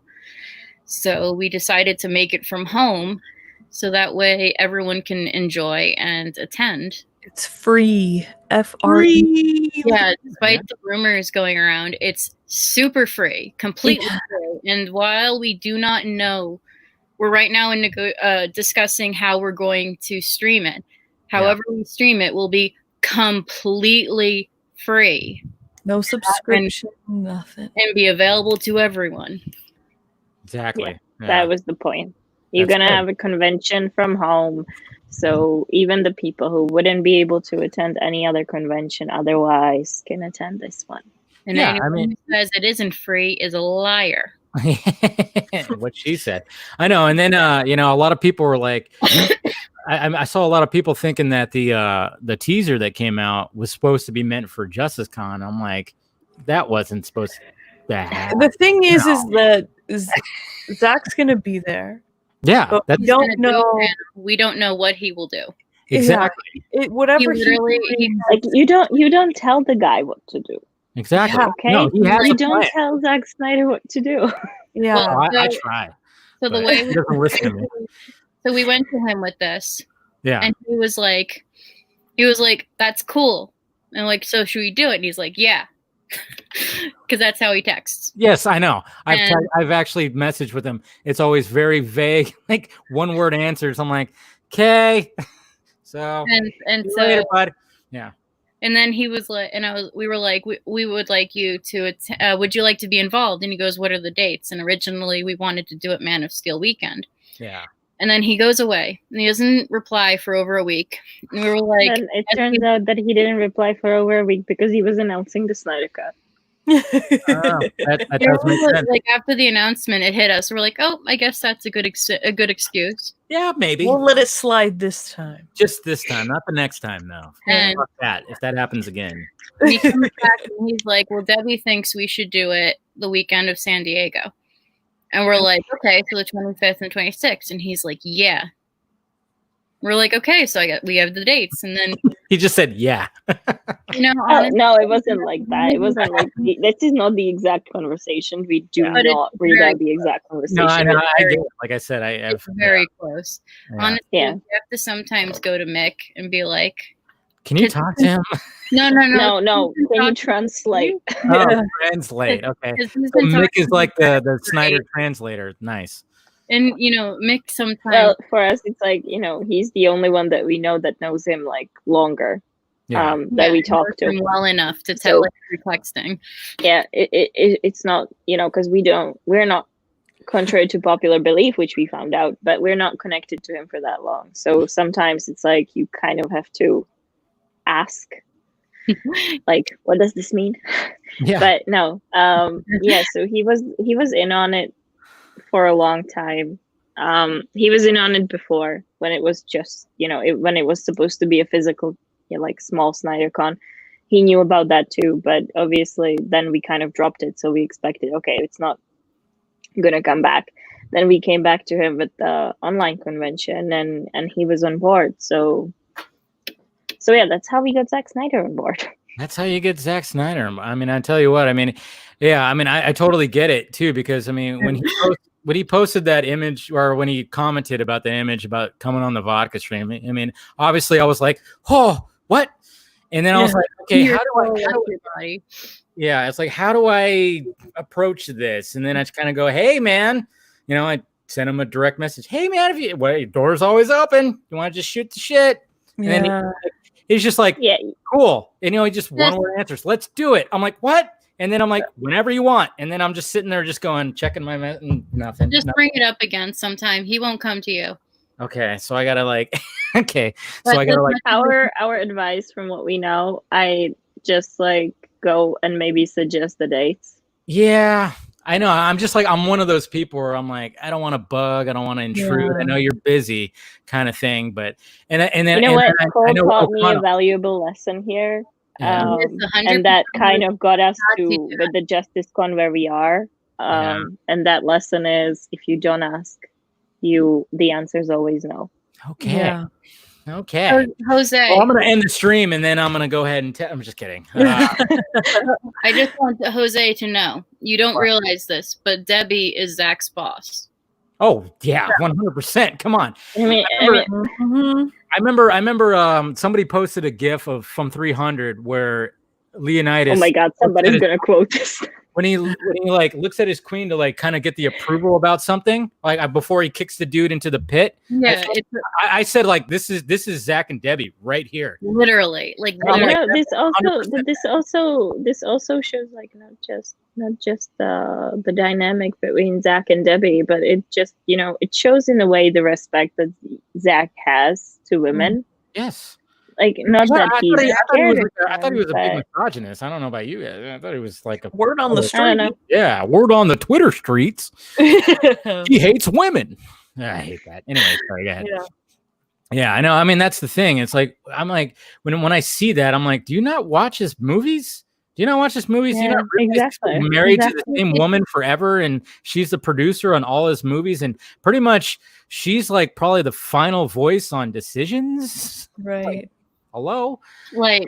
Yeah, and some people will take lack of modesty and turn it into misogyny. Yeah. That which you see a lot with how when they compare the Amazon costumes between Wonder Woman and JL or whatever. It's a woman can wear skimpy clothing if she wants and feel fucking badass. And they all look bad. Or she can wear a burqa and feel fucking badass. Yeah. Where? Yeah. And I think that's the message that gets lost. If I go back to my jock days, as Cole called it, I remember I would wear a hockey equipment, which when you imagine ice hockey goalie, just imagine all the shit. Yeah. Padding for days. You know what? I felt empowered and hot in that. Mm-hmm. But then you got, it's just, being a woman doesn't mean that you are intimidated by what you wear. It means that you own what you wear. And I think that a lot of people forget that. Well, I think that could be with anybody too. It's just. Yeah, definitely. Yeah, definitely. Look at you can even look at Jason Momoa. When they talk about the sexualized nature of some stuff, and I'm like, or look at Ezra Miller. He goes out where he's literally a non-binary individual who wears next to nothing some days or wears everything. And he rocks it, and I'm like, yes. And I'm like, for some reason, I'm strangely attracted to you right now, Ezra. My God, you are a beautiful creature. Mm-hmm. He is literally like a god when he dresses the way he wants to, because you can see the confidence and the self-love. That's what it is. That's what it is. It's all about confidence. And when that whole thing was going back and forth, I made videos about it. I think, what was it, Jessica Chastain, who oh my God, I miss Patty. And I was like, shut up, please. Come on. Especially when the context of the costumes was for the history lesson. Obviously, it was thousands and thousands of years before. And they were kind of chilling. Yeah, exactly. It wasn't formal armor. And I'm like, yeah, and those ladies looked. I mean, I wouldn't want to fuck with them. Jesus Christ, the guns on them. My and God. then they came out and they were like, "We chose our Yeah, costumes I off love the that. bat." When they backed it up, I was like, "Thank you for doing that. Thank you." I And mean, it's like if I was a woman in that shape yeah, and I had a costume to choose, fuck, I would choose what they wore. Hell yes. Like, Show off the sorry, but like, show it off. I mean, that's why. I mean, when these actors, stunt people, when they get in this incredible shape, they want to show that shit off. I mean, man or woman, you're gonna get that scene. I mean, every guy that gets super jacked. I mean, huge. I always bring this up. Hugh Jackman he talks about how like when he's gonna have a shirtless scene, they plan it where like he's gonna be the most ripped he is during that scene. I mean, when Ben Affleck was doing like his workout scene, that was the most ripped he was through the whole thing. Showering, hail the bat butt forever. There you go. Hail the bat butt. I like that. Hashtag that shit. I've been trying to get that trending for a while. Hey, I will fucking represent that, man. Hail the bat butt. I'll get Casual Batman also promote that. But I mean, like, that's the thing. It's like you work so hard. Of course, you want to just show it off and you want to exude that confidence as well. And and sadly, sometimes, when it comes to how society can be nowadays, everybody just looks at it as like, oh, they're just sexualizing. I'm like, no, that's not what it is. It's not what it is at all. I mean, when they comment on, even they'll comment on like Wonder Woman's outfit or something like that, I'm like, no, she doesn't care. She's totally fucking shoot me, dude. Yeah. Scott said butt fleck. I know, I saw that. Butt fleck. There you go, Scott. I love it. Perfect. That is absolutely perfect. Hashtag butt fleck. But you know what? Right underneath, there's a comment from Carrie about the cast members from Sucker Punch. We actually have a whole Amazon episode on Sucker Punch, so you guys can check it out if you want to. And it's the talk about how feminist that film actually is. Oh my God, it's yeah, it's super. Yeah, it's a very female empowerment kind of film, and definitely like I love that movie. I genuinely do. Like I was earlier today, on Lightcast, I was asked what my favorite, Zack Snyder movie quote is, and it's from Sucker Punch. Like actually my first two quotes are from Sucker Punch. I genuinely love Sucker Punch, and I think that a lot of people overlook how empowering that movie is because it's, because of the costumes. And it's stupid because feminism in its core is about equality, and you are supposed to be equal, and being equal means that you can choose whatever the fuck you want to wear. There it is, amongst other things. But yeah, that's yes. Well, like I did a live watch with my friend Justin. I mean, and he broke it down like so much. He actually, I mean, I love the movie already, like, and I saw it in like a certain kind of eyes, but he like opened it up to like a whole different, I mean, just like the imagery, the visuals that are in there. I mean, I didn't realize there was so much penis fucking visuals in there. I was like, holy shit, everything's a penis. You're right. Oh my God. I mean, the visuals.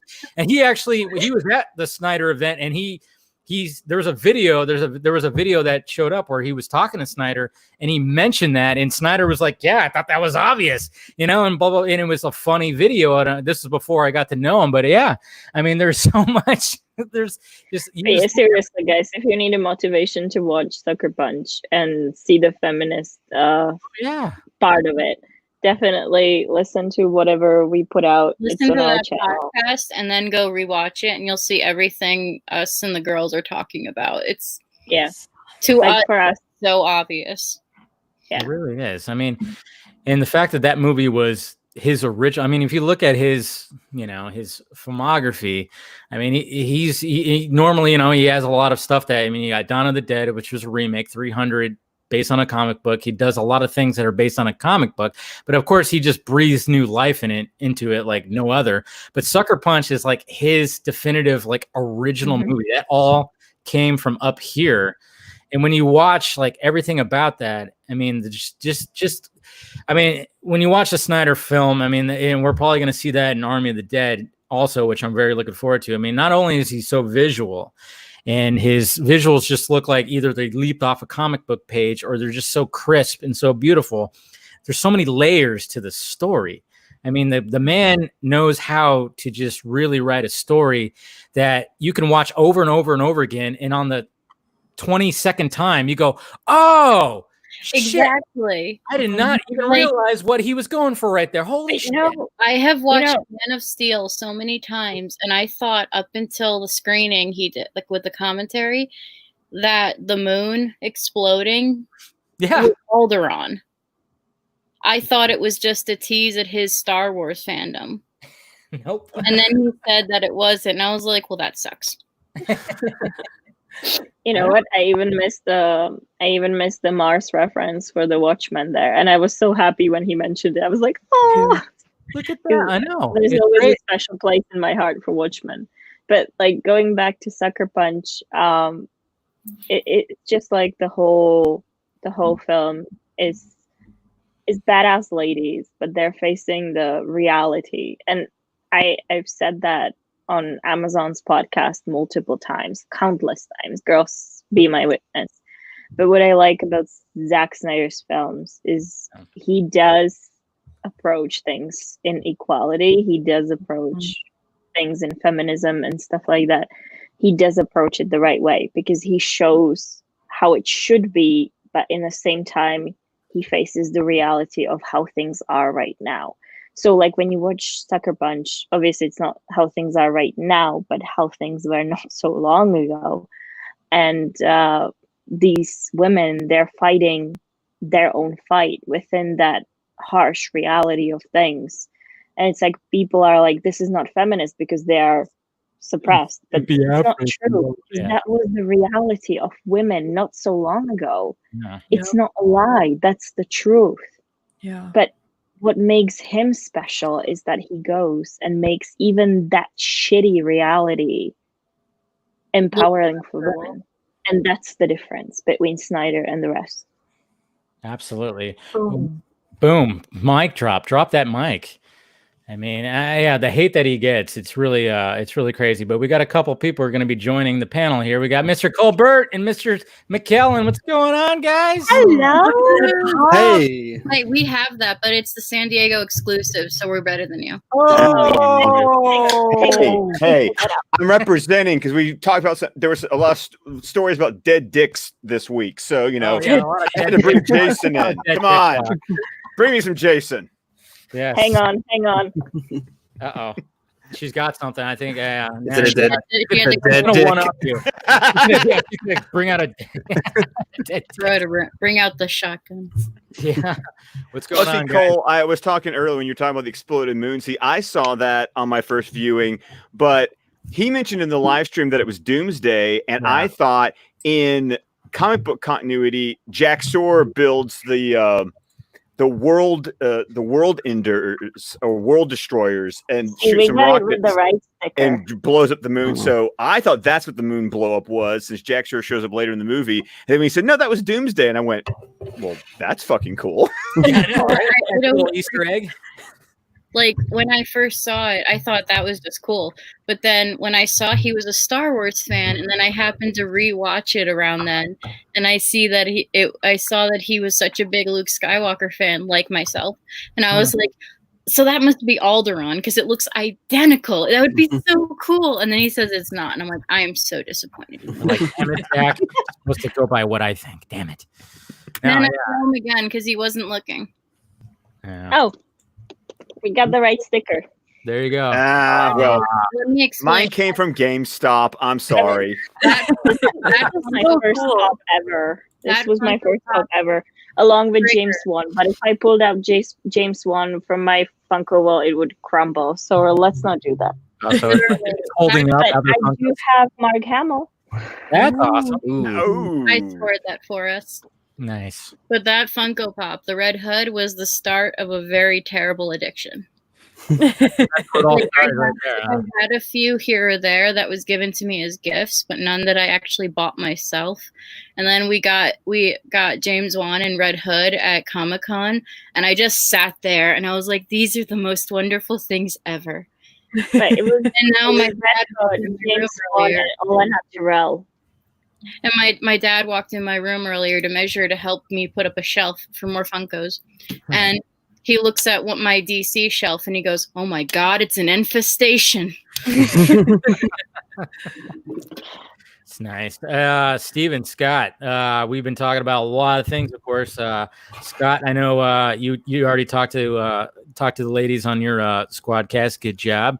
I mean, they're making the rounds. I mean, let's talk about the Justice Con World Tour you guys are going on right now. Is there any more stops you guys are making, or is this the last? No, you're the last There you one. go.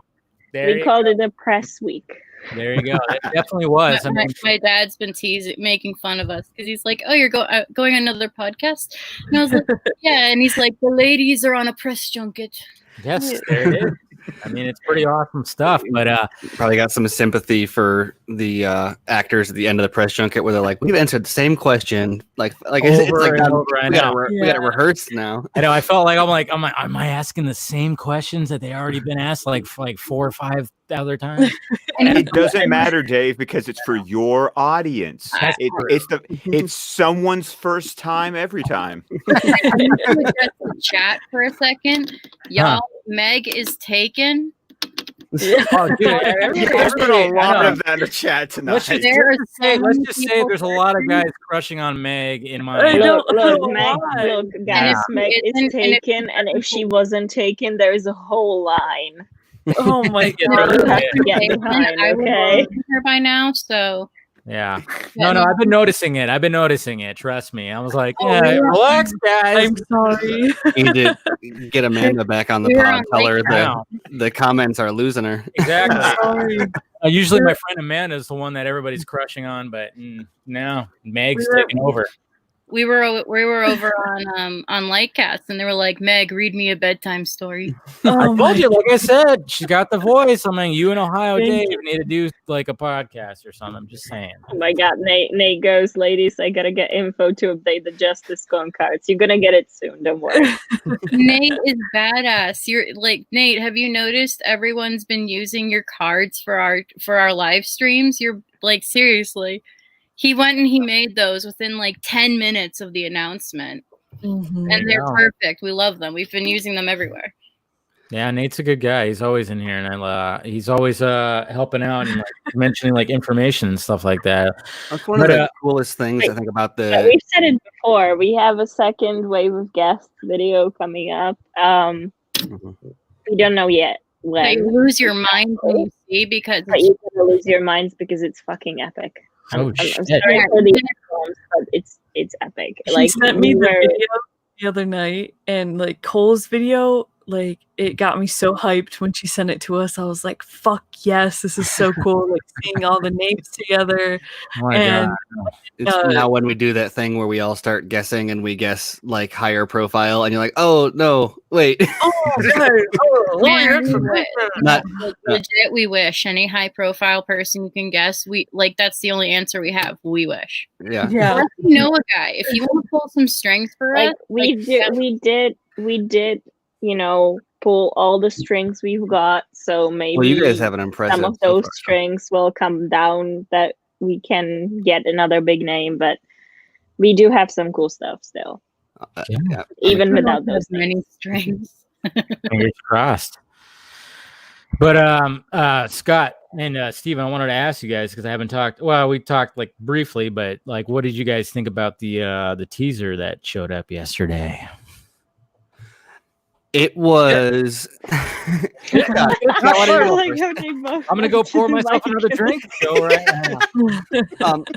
For me, and I know that Dave already mentioned this, but and I'm sure for Scott also, because I know that we all three had seen it before, but it was such a perfect moment of like a number of like different full circle moments. Yeah. Where there's been a number of things about like the way that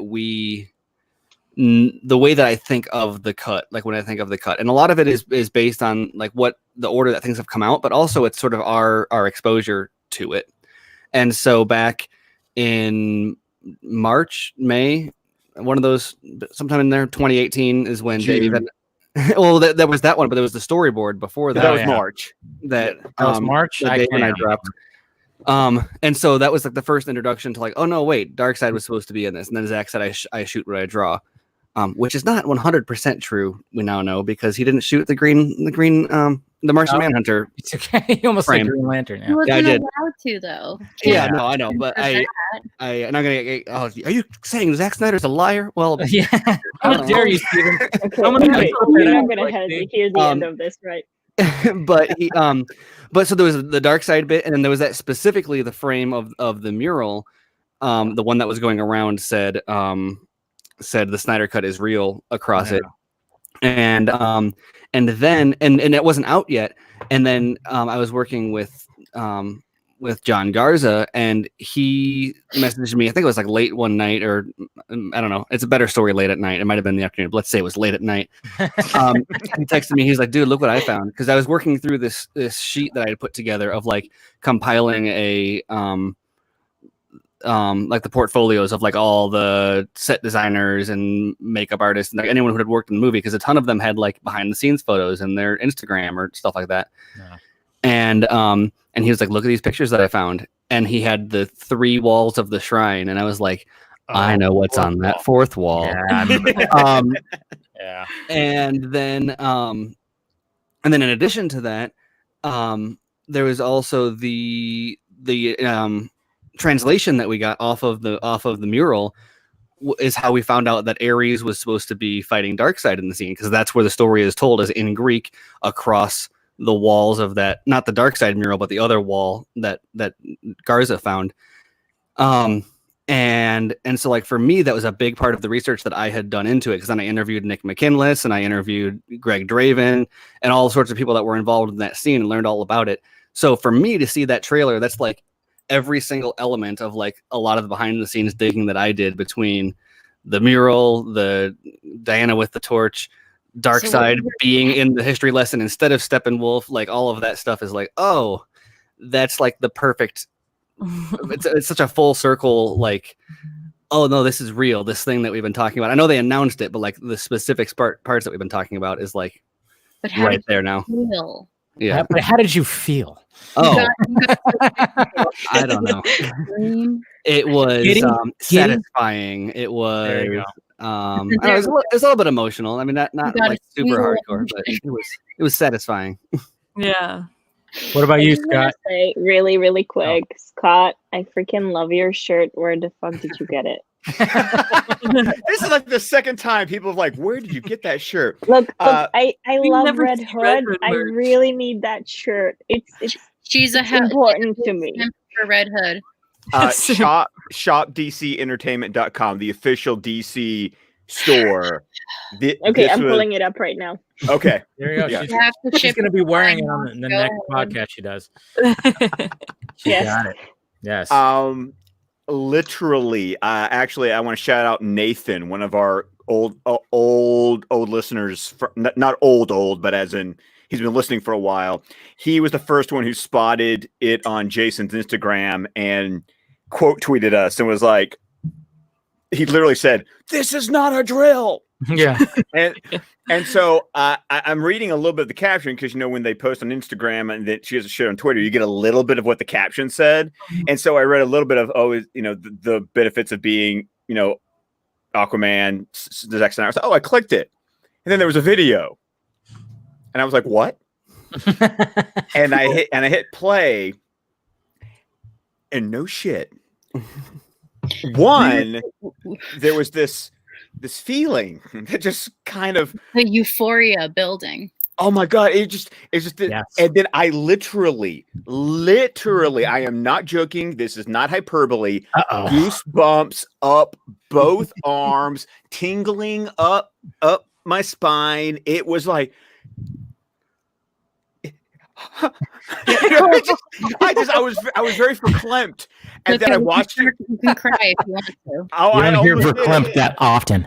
And nobody's gonna follow up and say, "But Scott, how did you feel?" That's how he felt.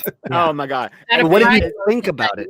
yeah. And then, as soon as it was over with, I literally ran. I was in the kitchen, literally ran into the other room, pushed my 2 kids aside, and shoved it in front of my wife's face, and was like, "Honey, watch this, Poor boys. Mommy's got something important. Wait, watch this." And then she What I was like, think- and I just was like, I'm sorry. And then I went and watched it like 3 or 4 more times. Of course.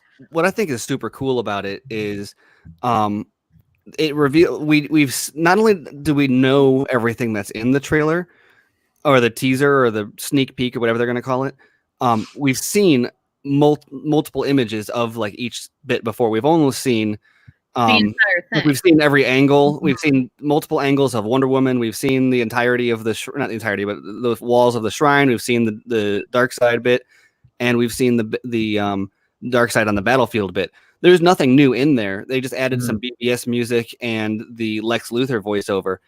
So when people are like, "Oh, I'm worried that we already know too much about this movie," like he just showed you something that you've seen you've been obsessing over still pictures of this for years now, and he's like, "Oh, here those are." There's just a little bit more emotion, and everyone's like, "Oh, losing my mind." The only difference you know, is it's not in black and white. And Exactly. And that's what I was saying too. I mean, like we saw that image like floating around in our DM for like 2 years. To see it in live action, it was very surreal. And I mean, I was at work and I was going, and I just remember just being at my desk going, you're like, I need to talk to someone. I will say that nobody here knows what the fuck I'm at. You know what? I spent good 3 hours today just watching the reactions on YouTube. I was curious how people react to it. I love watching reaction videos too. And I barely saw any like negative reaction. Even people who would be against it on the usual thing were like, okay, this got me hyped. I want to know more. And you know, it's just that's the power of Zack Snyder. I mean, come on. People because of all the negativity surrounding everything with starting with his departure from Justice League. It's like everyone felt like they had carte blanche to just pretend that he had never done anything that hyped anyone up. But even up through the set visit, even when the set visit dropped, he knows how to hype people up, and he's always done that, even with the trailers.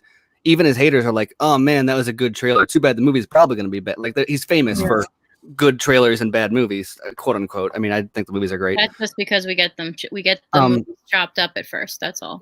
Yeah, right. Exactly. Pretty much. Yeah, you nailed it right there. Jesus Christ. Yeah. So it's great to see like we're back at a place where it's like, no, you remember who this guy actually is, not the guy that you write about when he has no movies coming out anytime soon, or the guy that like left the DCEU and you feel like you have carte blanche to say whatever you want, but like the guy that will drop teases and hype people up every single time. I'm sorry, I texted that Instagram post to my father, and of course he was driving out of state, so I get the text back. I'm sorry, so and so is driving. He'll get back to you later. And then I wake up in the middle of the night and I pick up my phone, and all my dad responded was, "This is going to be good." Like my 65-year-old father looked at a 30-second trailer and was like, "This is going to be good." Well, and there's like next to no context either. The context is entirely rooted in like, oh, remember that thing that Lex Luthor, like that character that everyone thinks was terrible at the end of that movie that everyone hates. He kept on saying ding, ding, ding, ding, ding. That tease that he gave, that's what this was about. That's all the trailer was. Yet, like, I've seen 1 or 2 reactions that are whatever, but for the most part, everyone is like super hyped for it. And I think that the separation from BVS not only has allowed people to kind of, it's separated from the drama, but it's allowed people to kind of catch on with it a little bit more also. And so now this movie is going to land in a totally different climate where it's not like a follow up to BVS where people are ready to go after it. People are already drained on going after this movie. So the movie's going to come out and they're like, I have nothing else to say. It's like Scott, I thought your little anecdote was going to end totally differently. You're like, I sent it to him and he's driving out of state. And By the way, I pulled out that shirt, but it doesn't want to take my British card, so I got to solve that with Cole after the stream. You can put it on the card. Go ahead. What are sisters for? Yeah, I'll just put it this way. This came in the same order for the Wonder Woman shirt I was wearing when we did the Squadcast episode on Wednesday. Oh, cool. Oh, nice. Yeah, when I had to. I don't actually need the Wonder Woman shirt as long as I got this one. I was fine. I'm just saying it's nice. You're fine. Look, I love Wonder Woman. Don't get me wrong, but Red Hood any day. There you go. I actually was going to ask you guys that. Like, what is your favorite superhero? Like if you had to pick, like number one, go ahead, Nana. What's yours? Red Hood. Well, if you go with Be cold, and I'm superhero, already all about it. Yeah, sorry. if you gotta go with superhero, like a hero, that's a bit different because Red Hood's not a superhero. Yeah, he's is more of an anti-hero. Yeah. it? Yeah.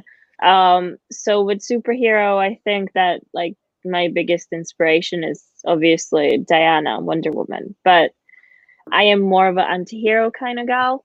Okay. So most of my favorite characters come from that sort of zone, and then it's definitely Red Hood. Red Hood is like the top. There is no There you go. Meg, match. what about you? Wonder Woman. There you go. Well, I mean, it makes sense. You are Wonder Meg. I mean, and then Cole, you obviously said Batman, which Batman and Batgirl are tied for the lead, and when it comes to superheroes, but my favorite anti-hero is Harley Quinn. nice. I completely identify with the insanity part. Yeah, but like personally, from what I know, Cole, I think that Batgirl even more than Batman, like Yeah. Barbara Gordon specifically for her is like It's like I when Zach mentioned in one of his commentaries, like he didn't say it outright. He just implied that he wanted to have Barbara Gordon in his cinematic universe. I got so emotional hearing that because she means the world to me. She's like she's this smart, badass woman who's not afraid of being smart and badass, but then like she ends up getting tragically injured and has to relearn her life, and I can completely relate to that. And then she recovers from it and continues to be badass while injured, and then also when recovered. It's like she's just like she's gotten me through so many things. So when Zach implied heavily he wanted her to be in his movies, I was like, oh, I'm okay. So you must have been super excited when you heard about Joss Whedon was going to direct Batgirl. But hopefully we get an actual My dad's Batgirl from lucky I didn't somebody else. press through the wall. I almost But do you have any like actresses that you'd want to see play Batgirl? Have you ever fan casted? I would honestly really like Zach to work his not like first timer magic, you know, like how he did with Red and whatnot, and find someone. If I had to pick one known actress, I would say Alicia Vikander would be really cool. If it was like a younger Barbara Gordon, because the girl from Tomb Raider. Oh yeah. No, she's not Alfred's niece. This isn't George. It's not Batman or Robin, guys. She's great. This isn't Fat Nipple. I know. These guys are jokers in the freaking thing. Man, that was one of the first Batman films I saw as a kid, and I fell in love with Batgirl, but at the same time, I was traumatized by bat nipples. Except she didn't have any. She was wearing like her costume kind of looked like it was like she had a brassiere thing going on. I don't know. It was if you farted, we would have noticed. Yes. Absolutely. Yeah, I mean, I think that's what I think the idea might be, like Batgirl is going to end up getting her own movie. I don't know. Who knows what's going to happen. I practically threw a party when Joss Whedon got dropped from it, because like I had seen like I don't know how Tumblr got their hands on it, but Tumblr got their hands on his initial the Wonder Woman script. Oh. I felt so like I needed a shower after reading that. I'm beyond confused how he is still regarded as like, I don't know, anything. It's like I was saying earlier to Dave, I was a huge fan of Joss Whedon as a kid. Serenity, Buffy, Dollhouse, all of that. Huge fan. I can still watch Firefly and Serenity and still enjoy it.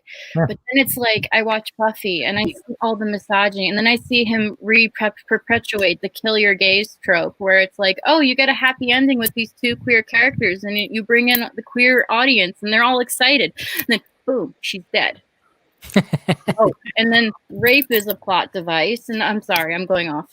Well, and then after that article, it was, I think before Justice League even came out, from his wife, like wrote that letter to Oh boy. And that was spilling the tea. Like that wasn't even, at that point, you're not even talking about like, oh, according to our sources or anything. Like literally, it's his wife is like, oh, by the way, Yeah. he and that's like you're talking about Me Too. Like he's exploiting his position as a like director producer with Like that's exactly what any of these like Weinstein or any of these other people have gotten in trouble for, and yet somehow he's like people are even still like saying, oh, what we really need is a full version of the Whedon Justice League, not the Snyder one. It's like why is anyone positioned? There's Like, actually someone who says that. Yes. They need Oh, yeah. I've seen a number of people say that. Oh yeah. Jesus Christ. They say the reason that the theatrical wasn't any good was No. because Whedon had to fix Snyder's instead of building his own from the ground up. Look It's at not- it it's not and I'm common. saying, It's- Jesus Christ, that's how bad that is. You know, Oh. with all of like the stuff that came out, I one day was flipping through the channels and I saw Avengers was on, and I liked the first Avengers, so I left it on. And it comes to the scene with Natasha tied to the chair, and all I could think about was all of the things that Joss has been accused of, and I'm like, oh my god, this woman is tied to a chair in front of him. Yeah. Ah. Well, at least she kicked those guys' ass. Just to check the chat, Poison Ivy is freaking awesome.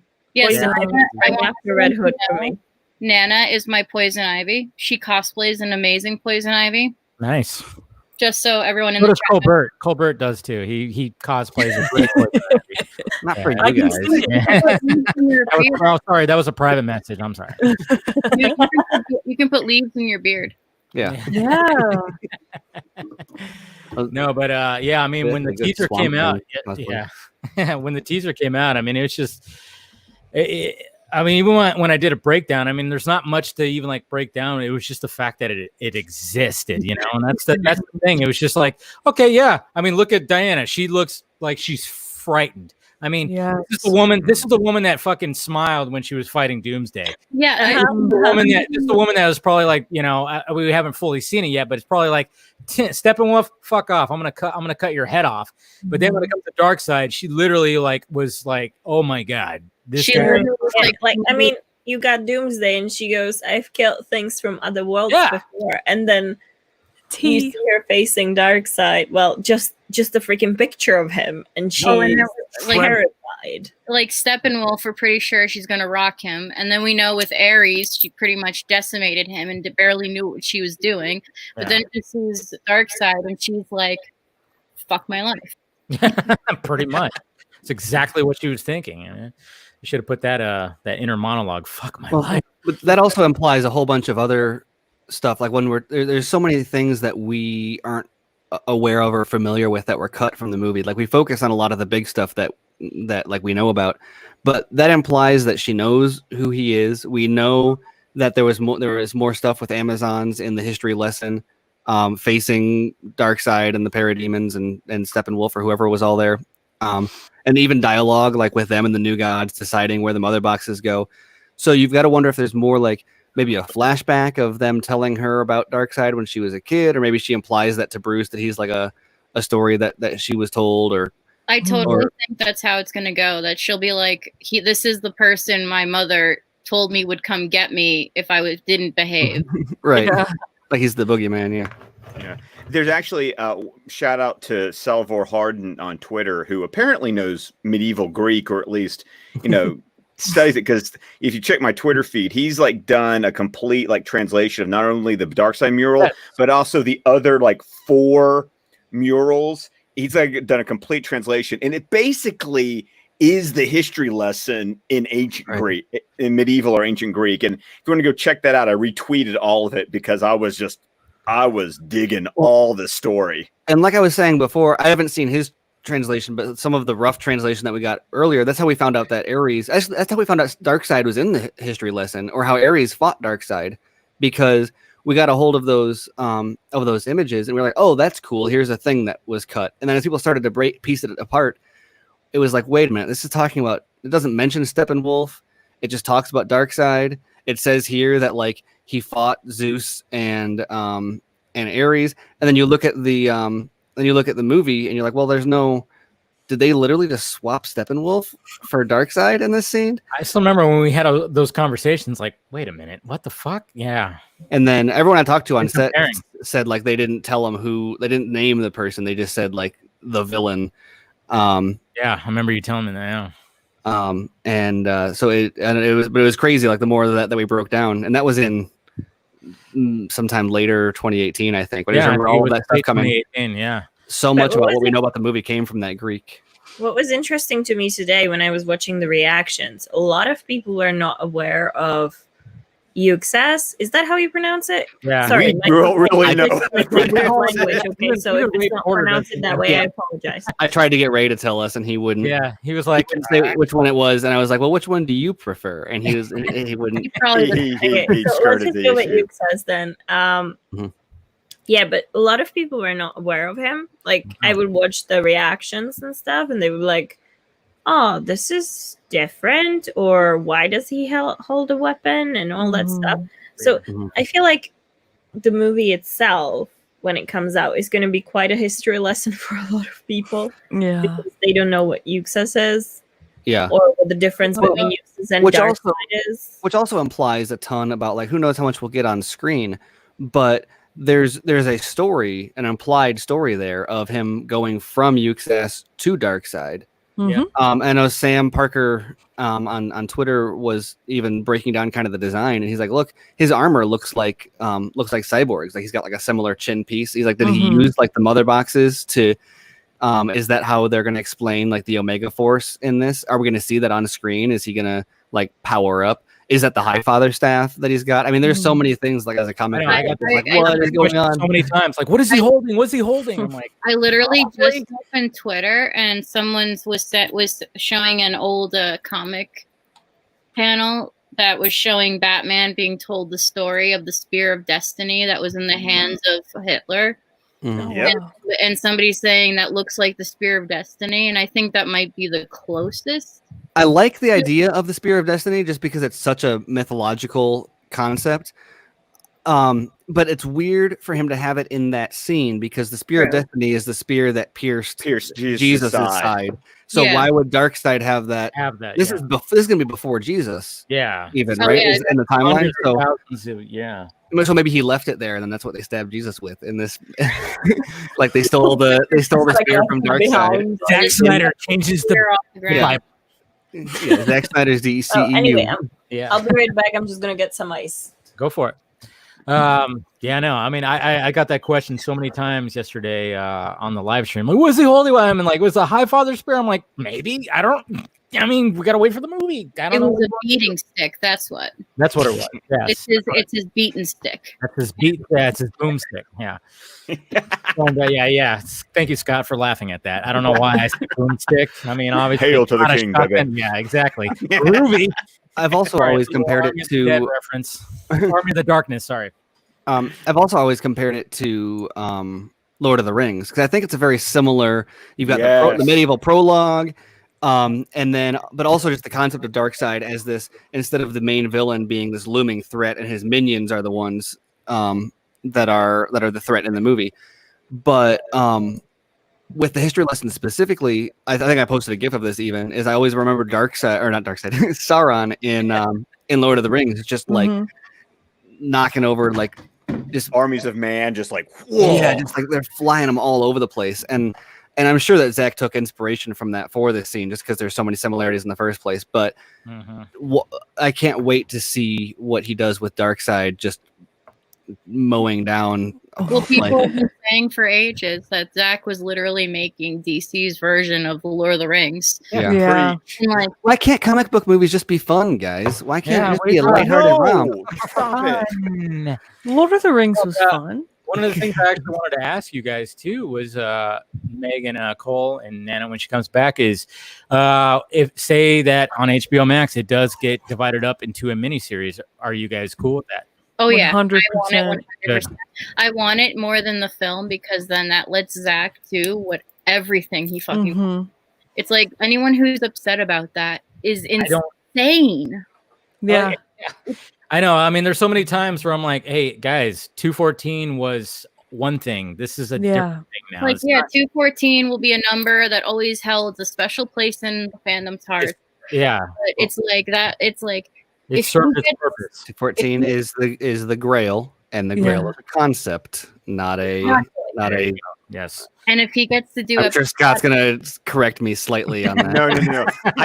I was seeing Carrie's question in the comments going, no, Darkseid was not always able to shoot Omega beams because he was Yuxas, who then who killed his father for the Omega Force, and that's what gave him Omega beams and all that. There's a journey that Darkseid's character goes on if you read Kirby and Levitz and all the Fourth World stuff. Scott coming up here and teaching. Like, Dropping knowledge. I'm And excited. He is a teacher. Scott knows so because most of that stuff is probably on his floor right across the Yes.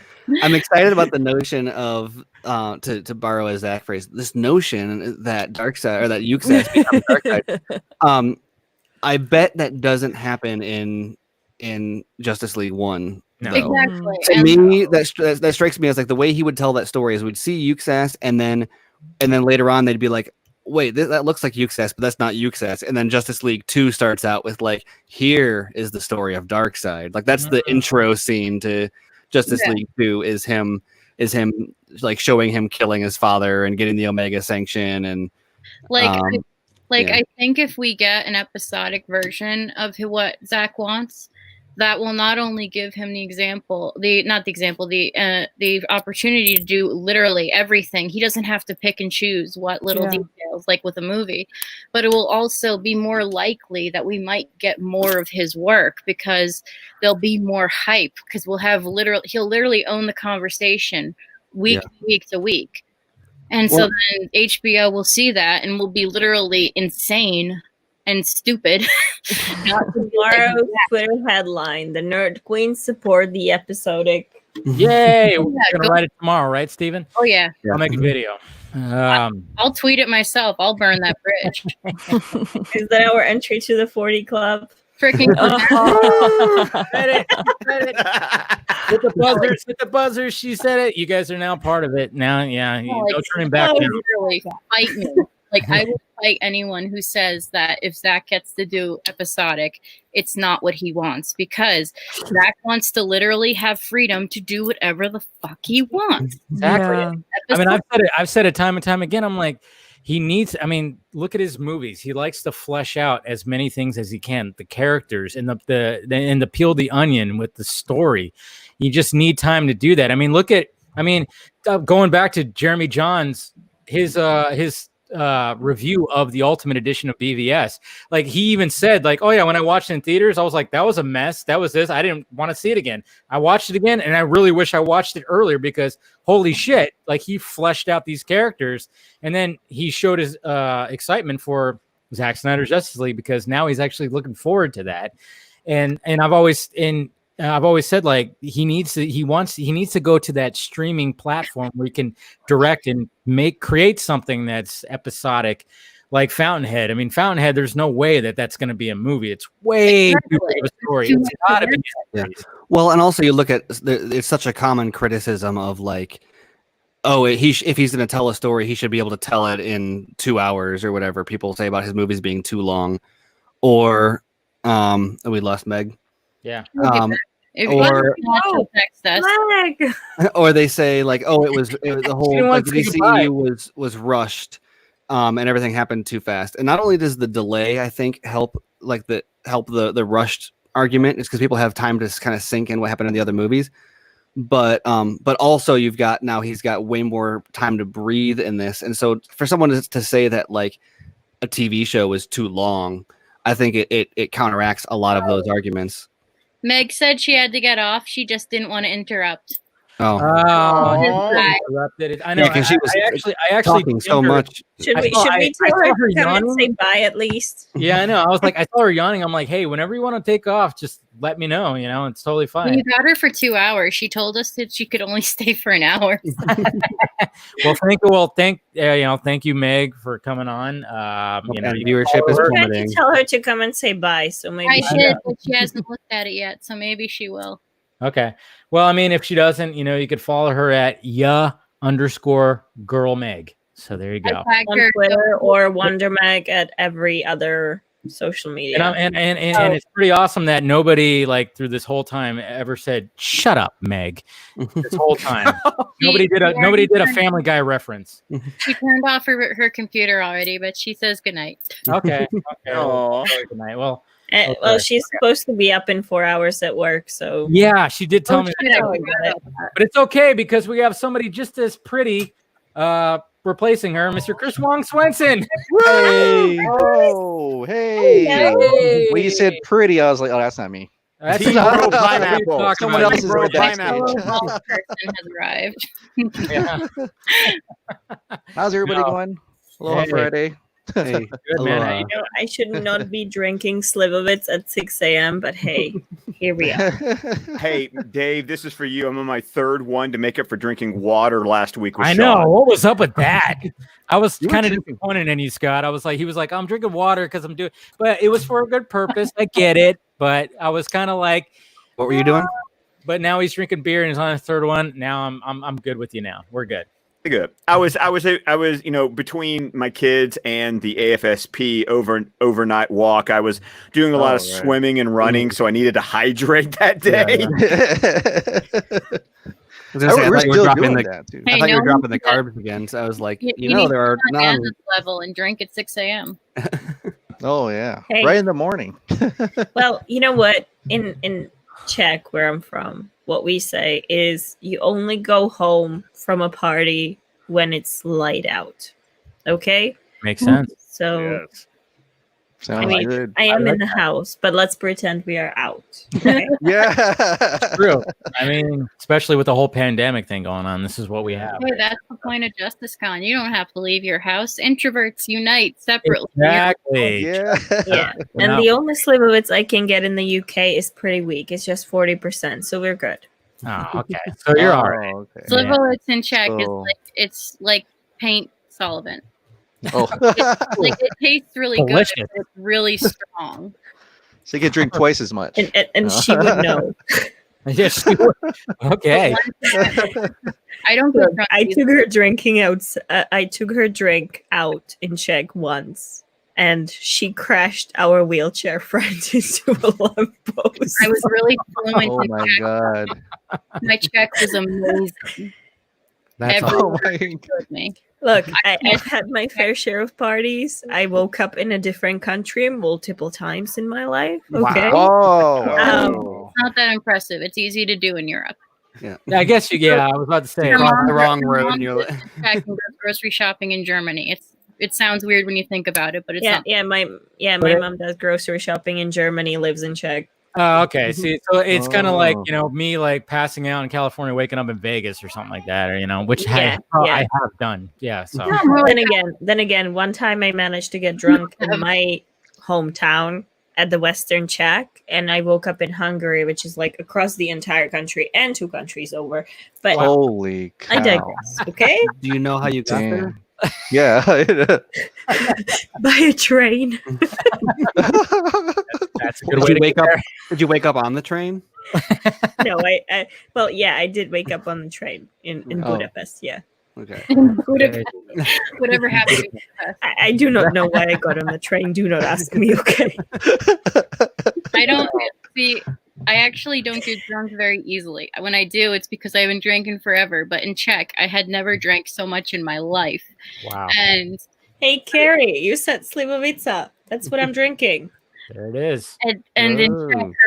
her hockey, they were friends that she used to go drinking with and playing hockey after watching a hockey game.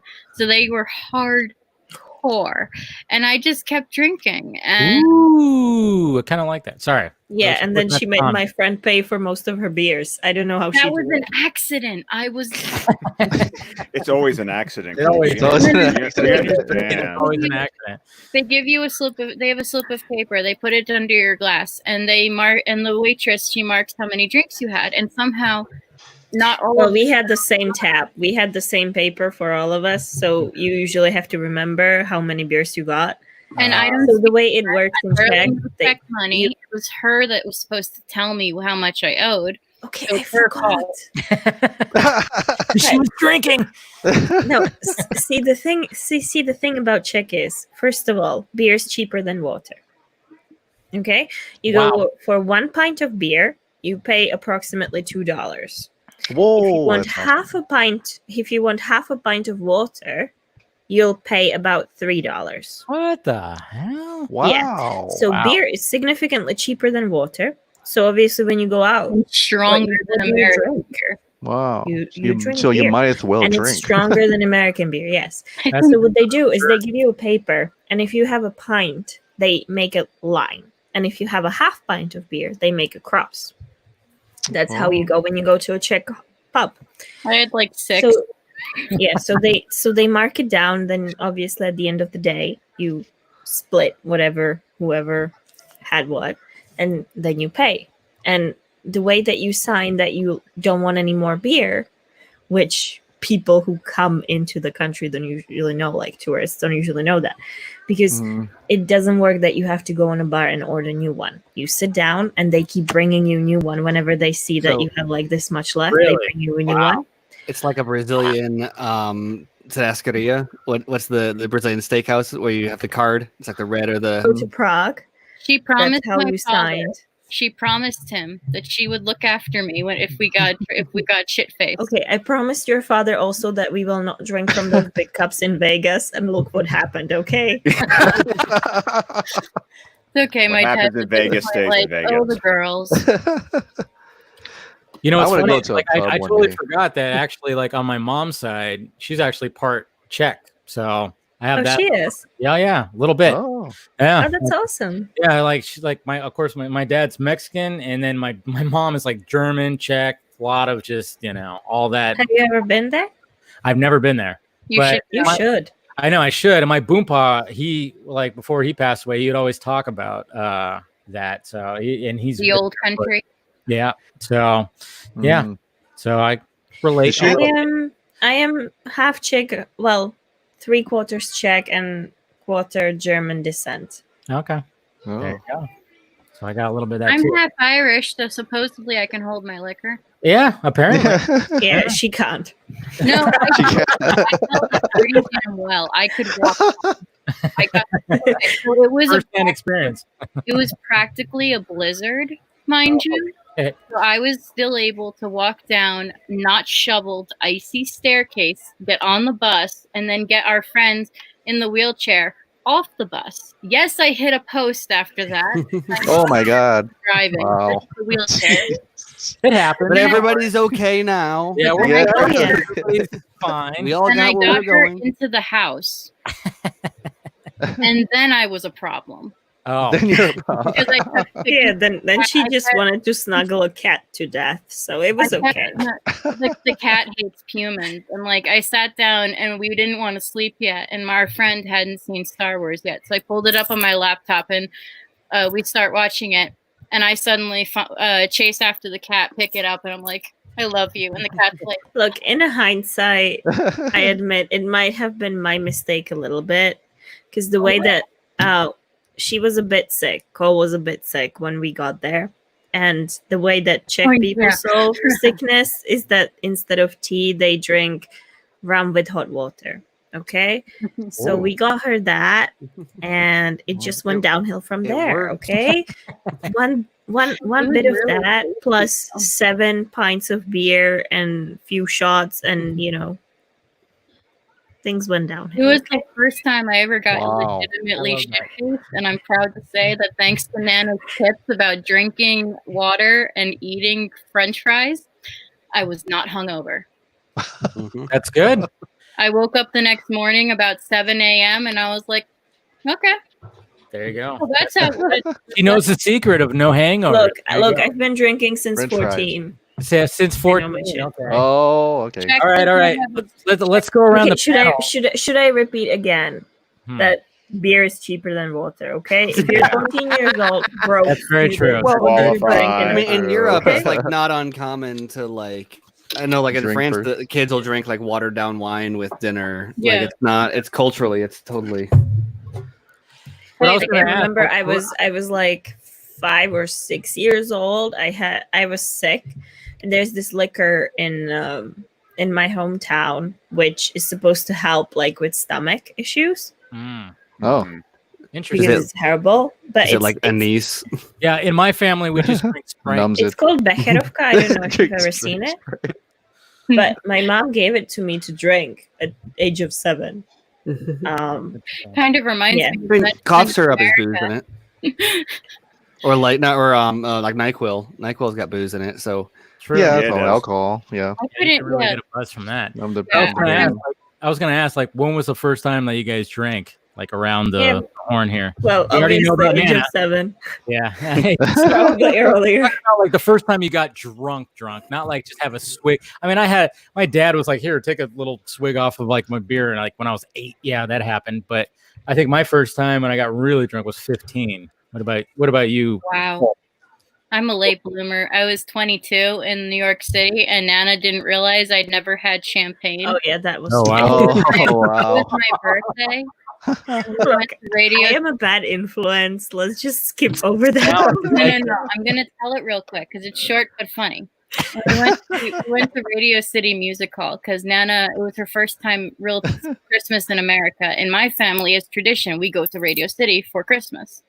And so we took her there. And she goes, well, in my country, we get you a special drink for your birthday. So she goes and buys me champagne. And it's a nice big glass of champagne. And I neglected to tell her I've never had champagne. So, of course, it went straight to my head. I was drunk as a skunk right away. And I start giggling during the show. And these old ladies, like, they just asked me to sit little lower because I kept sitting forward in my seat. And they go, is this your first time being tipsy, dear? And she was like, yes, I'm so. And she says, yes, I'm so sorry. And they're like, it's okay, we remember that. There's a photo from a laugh sign in New York where Cole is completely drunk, and I'm trying to find a proper subway station to get back to our hotel. Oh, wow. It was great. Yeah. But like my drunk stories, I think I was 15 when we turned Pierre into a boat and we tried to use a stop sign with a piece of concrete on it still as a paddle, which didn't really work because we like half sunk. So we left that paddle in the middle of the lake. This was the Oh my Czech God. crowd. I was 17 when I ended up in Hungary, as I told you. Whoa. I was also 17 when I was That's so crazy. drunk that I slipped on just freshly mopped floor. I hit the back of my head, caused Oh, myself a severe concussion. Oh, shit. And that was a quite funny story because my mom, bless her, my mom is a great person, a great In woman. hindsight. But she never took, like, my mom never, ever took shit from us. So I was 17, which is still illegal age to drink. And I get home and I'm like, Mom, I think I have a concussion. She goes, Oh my are you God. fucking kidding me? She drove me to the hospital and we were sitting there. And then you have to go through like 3 doctors in Czech in order to get diagnosed for that. I was still drunk. I wasn't even hangover. I was still drunk. How bad Oh I my drunk. God. And my mom, about 3 hours into waiting, she goes like, you know what? Fuck this. You caused this. You stay here. And she Wow. got up and she drove. She could have gone to prison for this. She didn't. She just left me there. And I am there at wow. the doctor's with the obvious concussion. I knew it was a concussion. I She love didn't her. believe me. She still doesn't believe me, by the way. Yeah, so I'm sitting there at the doctor's and he goes, you had something to drink. Me, 17 years old. I just had 2 beers. Oh yeah, 2 Yeah. beers, always 2. To add a 0 to it and a couple like Add a another 0. 0 of shots. But yeah, let's go with that.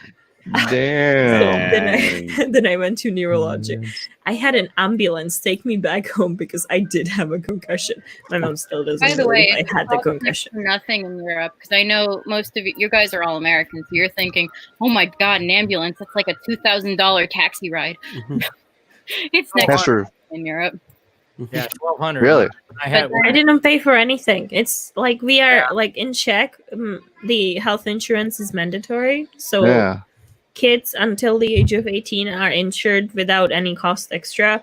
And then when you start working, you get like automatically from your paycheck, your health insurance goes away. And then if you are not working, you go sign up for like social work, whatever. And they basically, the government pays the health insurance for you. It's illegal to not have health insurance. So I think my favorite Nana drunk story was after knowing her for 4 solid days. She went on a hockey party with her friends, and she texts me and then she calls me for one of the first times on audio on Facebook. And she's like, well, I'm sitting under a table and I can just hear music playing. And she's like, and I think I'm drunk. And she sounds very drunk. she's like, I might have smoked a little bit too. I'm like, and here I am sitting all the way over in your I'm like, are you okay? by the way, my English was probably really shitty at that time. And then she was like, and then I was like, are you safe? And she goes, oh yeah, I just wanted to say hi. And we'd known each other for 4 days. And I was like, 4 days. 4 days. Wow. We still hated each other back then. Well, I got off that call, and I think that was the first moment I knew that we were going to be best friends. Because I was like, you don't just think of someone when you're drunk, when you don't care about those. Like, we're connected somehow. There's a connection right there. Chris, I'm actually, I want to know, when was the first time you got drunk? Yes, I'd say 22. Oh, so you're also. It was like the New Year's Eve, and I was at my soon-to-be in-laws. I didn't get married yet, but I was drunk. I was drinking wine. I was having cheesecake. And then I was saying love to everybody. And then I was like, I love you, sister-in-law. I love you. And he wasn't even my dad-in-law yet, but I was saying, I love you, man, and everything. And then my wife says, oh, remember that time you gave me that big ring or something? And I'm like, no, but I love you anyway or something. I was still, they're like, oh, he wasn't drunk enough. But then the day after, I was so hungover, I was just throwing up, and you have to drink water in between. Yeah, water in between. Really is the secret. Yeah, and stick to the same type of the alcohol and drink water in between. That's the key. Yeah. When I was in fact, the one thing I ate the entire night was French fries. Yeah, French fries soaks it up. What about you, Scott? When was the first time? Okay, I was 20. I was 3 months shy of 21 because I was trying to be a rebel. An altar boy. No, I was trying to follow the law. Yeah. I was trying to follow the law. Yeah. And at my college, we had a Jan term where you took one class for the entire month. And since I was a theater major, we were doing rehearsals for a production of Amadeus. And I went down to a party at the student apartments, which were down this hill.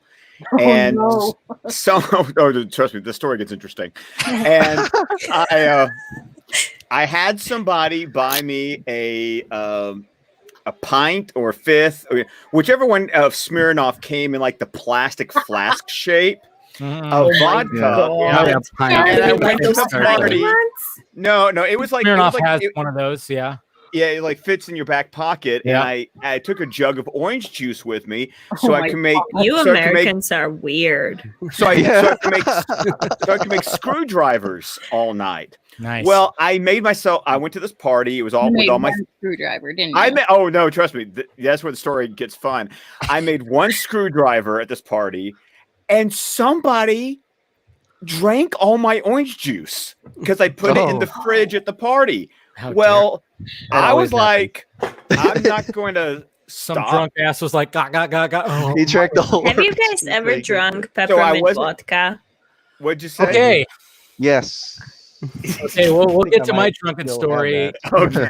But wait, So I wasn't going to let that stop Holy me shit. drinking at the party. So I just took This is my buddy Kyle. Sorry. I took the There you container go. out of my back pocket, drinking with all my theater friends, and just started drinking straight Smirnoff for the rest of the night. Finished it off. I was a choir kid. I know theater kids get wild. And then and that's about the time that I decided. I walked up to one of my friends who lived in the same dorm as I did, and I knew he had a car to drive me up the hill, and I said, "I'm drunk. could you please take me to my room?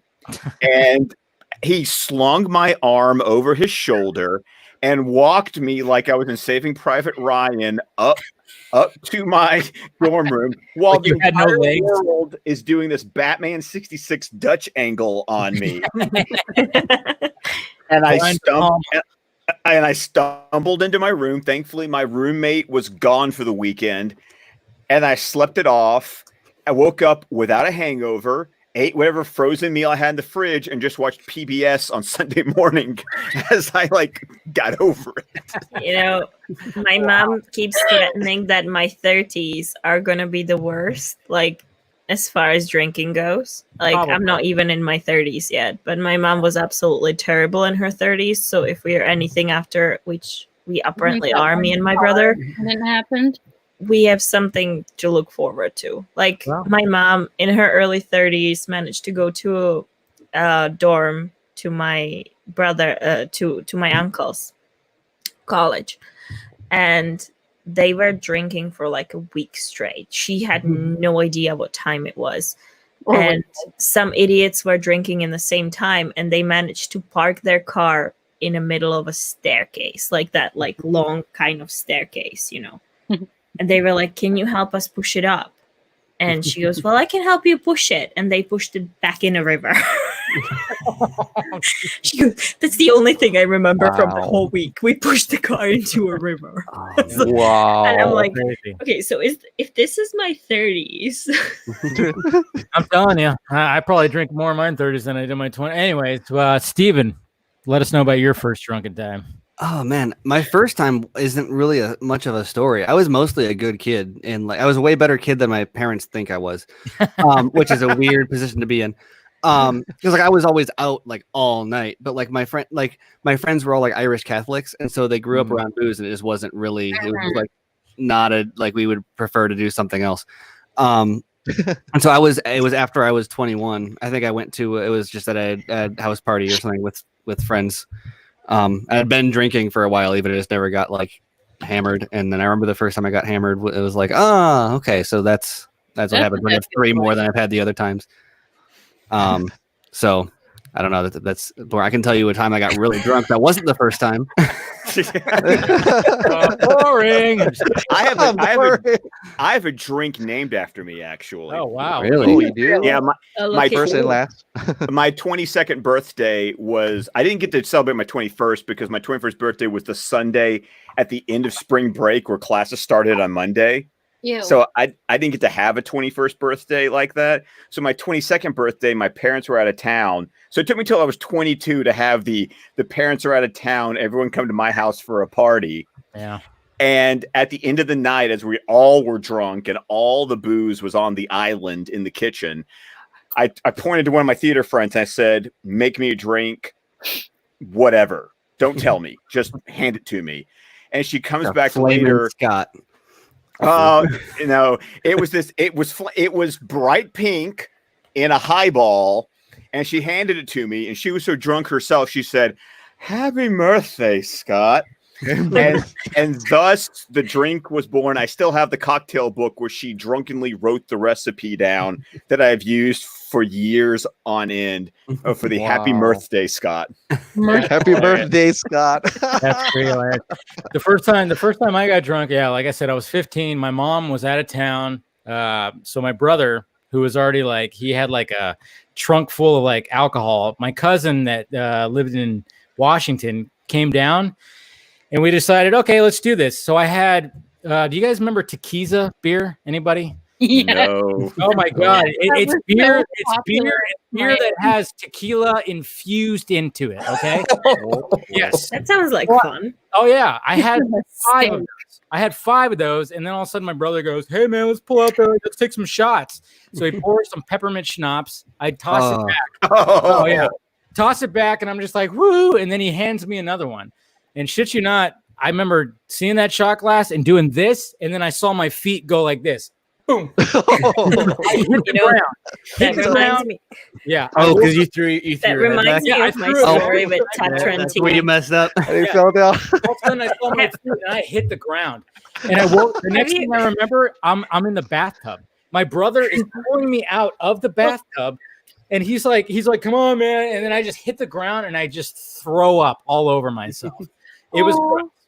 Meg, According to my cousin, my brother, when he saw that, he ended up going and he threw up on me. Oh, no. Very bad. damn. Very bad. And then the next thing I Wow. remember, I woke up in my bed and I had no clothes on, and I was like, just like No clothes on. I can't drink peppermint schnapps to this day for sure. I cannot. I'm You know trying. what? It's peppermint schnapps a bit like peppermint vodka. We used to drink that Way with more pepper. peppermint. Probably. We used to drink that An with egg. pepper. It was like 20% alcohol, so you had vodka with peppermint and you had a pepper with it.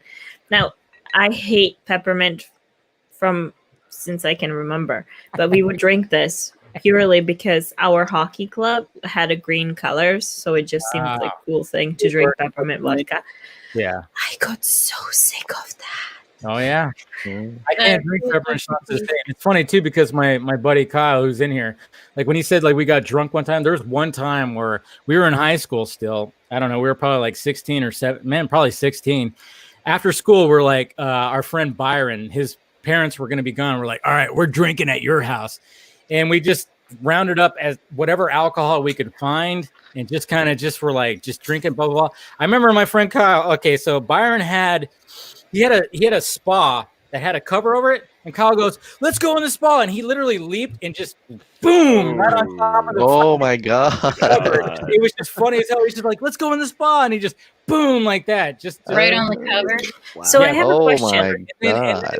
and then we did all that and we thought we were like in the clear. So then like the next day or two or whatever, I think it was the next day. I forgot exactly what had happened, but I was actually there was like another group of friends that went to the gym, and our friend Steve broke his back trying to squat a bunch of weight because he was dumb. Literally broke his back. Oh. Yeah, he was like one of those jockey, really stupid dudes. That's Like, a medical term, not an exaggeration. No, he actually did. He popped like a fucking vertebrae, like totally. Oh. Yeah. I was actually supposed to go there, but I decided to go get drunk with other friends instead. Alcohol saved your spine. Pretty much. Yeah. But what happened was I got home. I forgot my keys, so I was locked out. My mom didn't get home from work, till like 5 or 6 o'clock. So then Kyle shows up. He pulls up and he goes, "Hey." And I'm like, "Yeah, I'm locked out of my house." He's all, "You're not going to want to go in there because guess what happened? Byron's parents found out we drank at his house and called all our parents." And I was like, "Fuck!" So then we ended up going to the hospital to visit our friend Steve, who broke his back. So Oh man. it was like a whole You thing. could avoid death row. I basically like we're at the hospital and like I'm like, we're visiting our friend who just broke his back, but in the back of my mind, I'm like, I am fucked when I get home. Yeah. This is the night that your mom needed to be in the live chat, Dave. Look, Yeah. I'm just She's not saying. here. Usually she's here. Look, Dave. At least your mom didn't drop you off at the The hospital. urgent care and just like She wasn't just like be like fuck off and it's like it's your fault. The day that we got super drunk was like when I got home. I got dropped off. I passed out on the couch, and my mom came home with like a bunch of tacos from some Mexican restaurant. And like, I remember like her getting home, and then the next thing I remember, I was just like inhaling these tacos, like, and what she actually told me after she found out that I got really shit faced, she goes, I knew there was something wrong with you when I told you to put the dog outside and you put the dog in the bathroom. There is a thing that Czech parents do, and I think it's like Slavic parents in general. If they find out that you were drunk before you were overage, they just kind of enjoy the fact that they can wake you up early in the morning with the freaking hangover while still half drunk and make you do things. Yeah. My mom would really enjoy me with a massive headache, still sobering up, while vacuuming the entire flat and then mopping up the entire hallway in front of the flats. Like she would really enjoy that. Your mom. That's the case That's of what stuff is my wife- legendary in my town. Because Like I like my grade. My year was the most troublesome year. And when I was in 5th grade, I kid you not, this kid who was like You could tell he was on the path to idiocy. He loved tequila for some reason. Everybody, I'm telling you. and it's like this is a kid in 5th grade. And because his older brother would give it to him, and so he went to a party with his older brother, and he got shit faced. And we had a school where the principal, or not the principal, the superintendent drove this Corvette, and it was an antique car, like had the plates and everything. And he hated this guy because he always got in trouble with him. So you know what his idea was while he was drunk on that shit? He set it on fire. That sounds like a reasonable thing to do. He went to juvie I get a for like 2 years and then came back and tried to bomb the school. So Wow. when my Okay, kids that's graduate, less Damn. reasonable thing to why- do. Pizzas are legendary in my town, and why also class of 2011 is considered to be a curse. So it's like Wow. the plot of Heathers. kind of. Right. Guys, I Yeah, have that's a right. question. Yeah. I have a question. What's the strongest stuff that you ever drunk? I think I've had Everclear before. I've had it. Uh-oh. That's not good. Yeah. I only like a little You're sip, not like a supposed to- shot, but like a sip.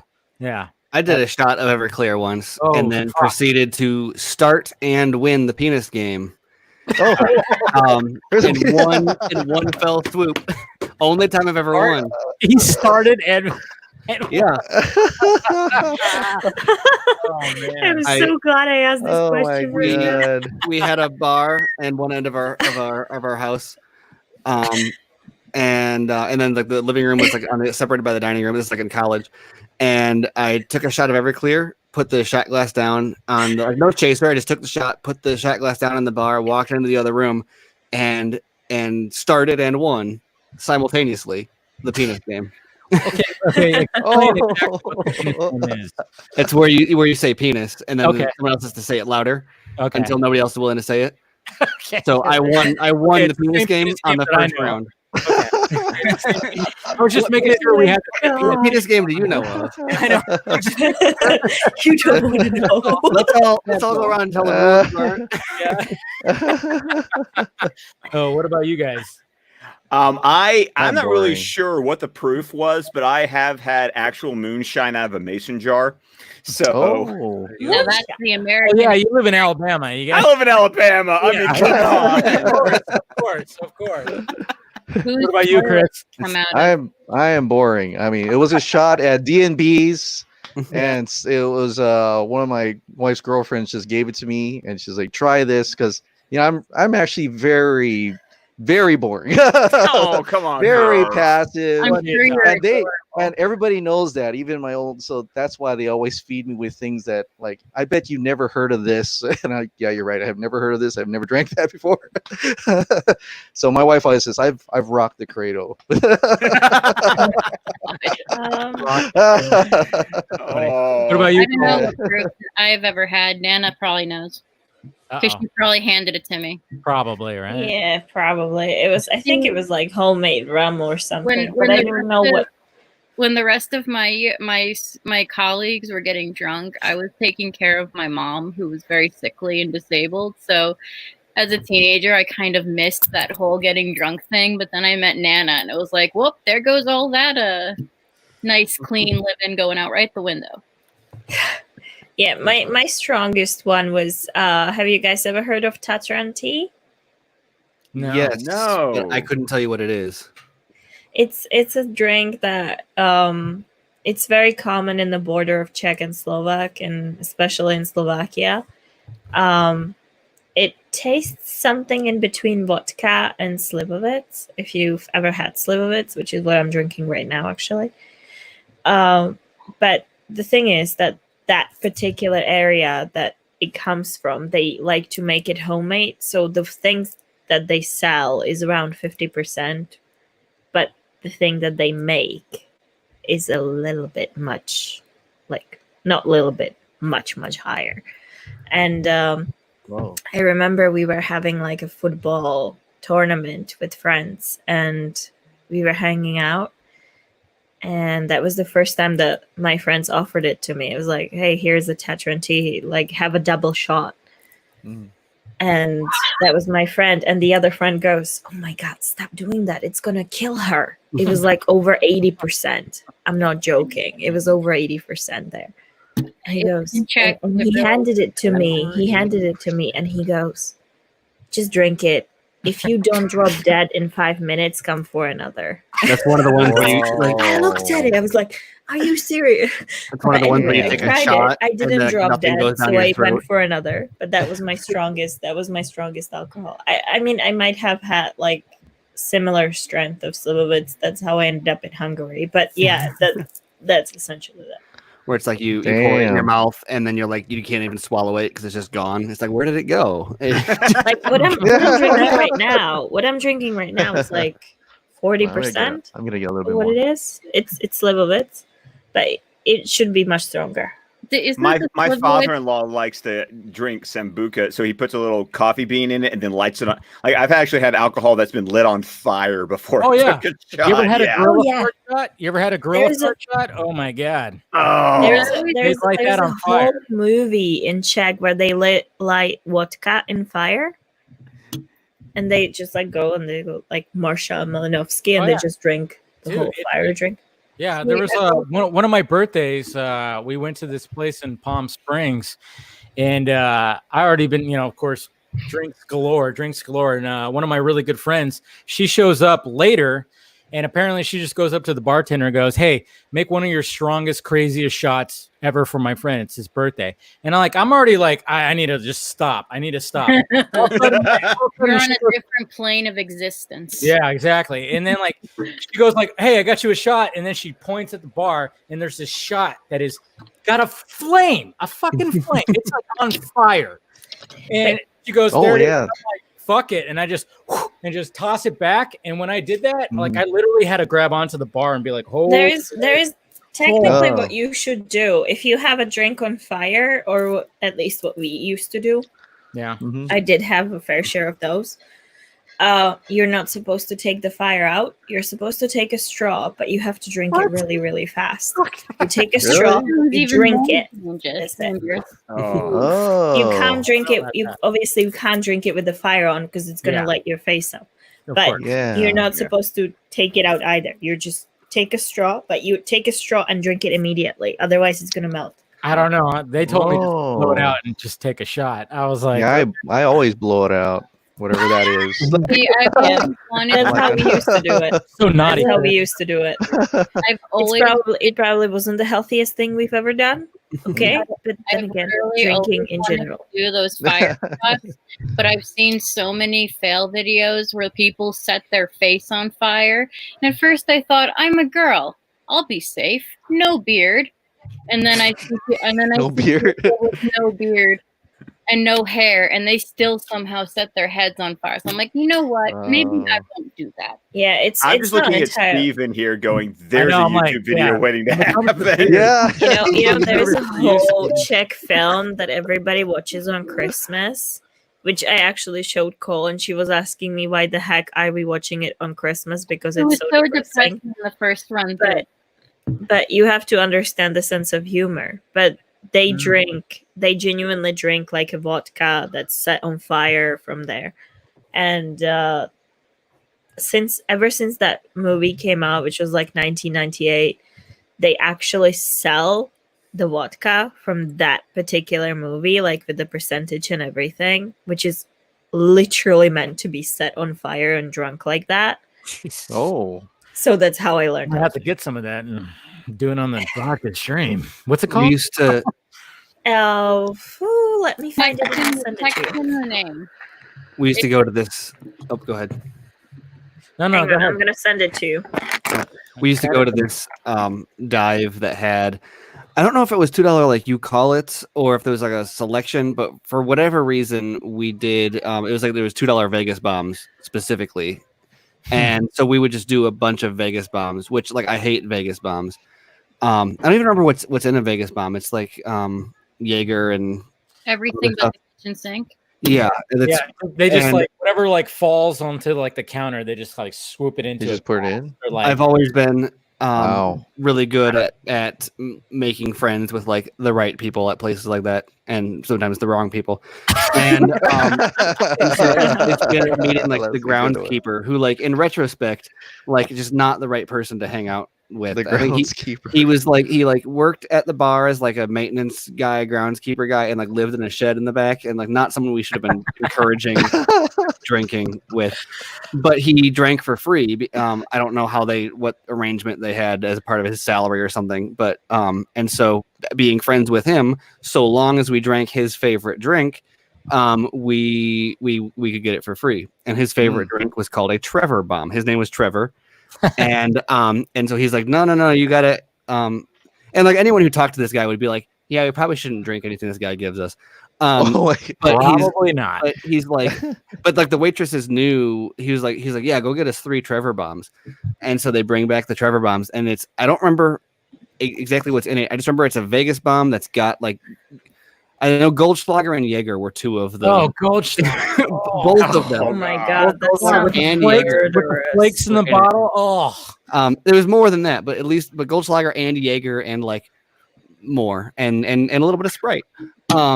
And it was nasty. It's nice that they give a little bit of Sprite. But it was Dave, but it was, I send you the picture of the bottle. It's like 60% vodka.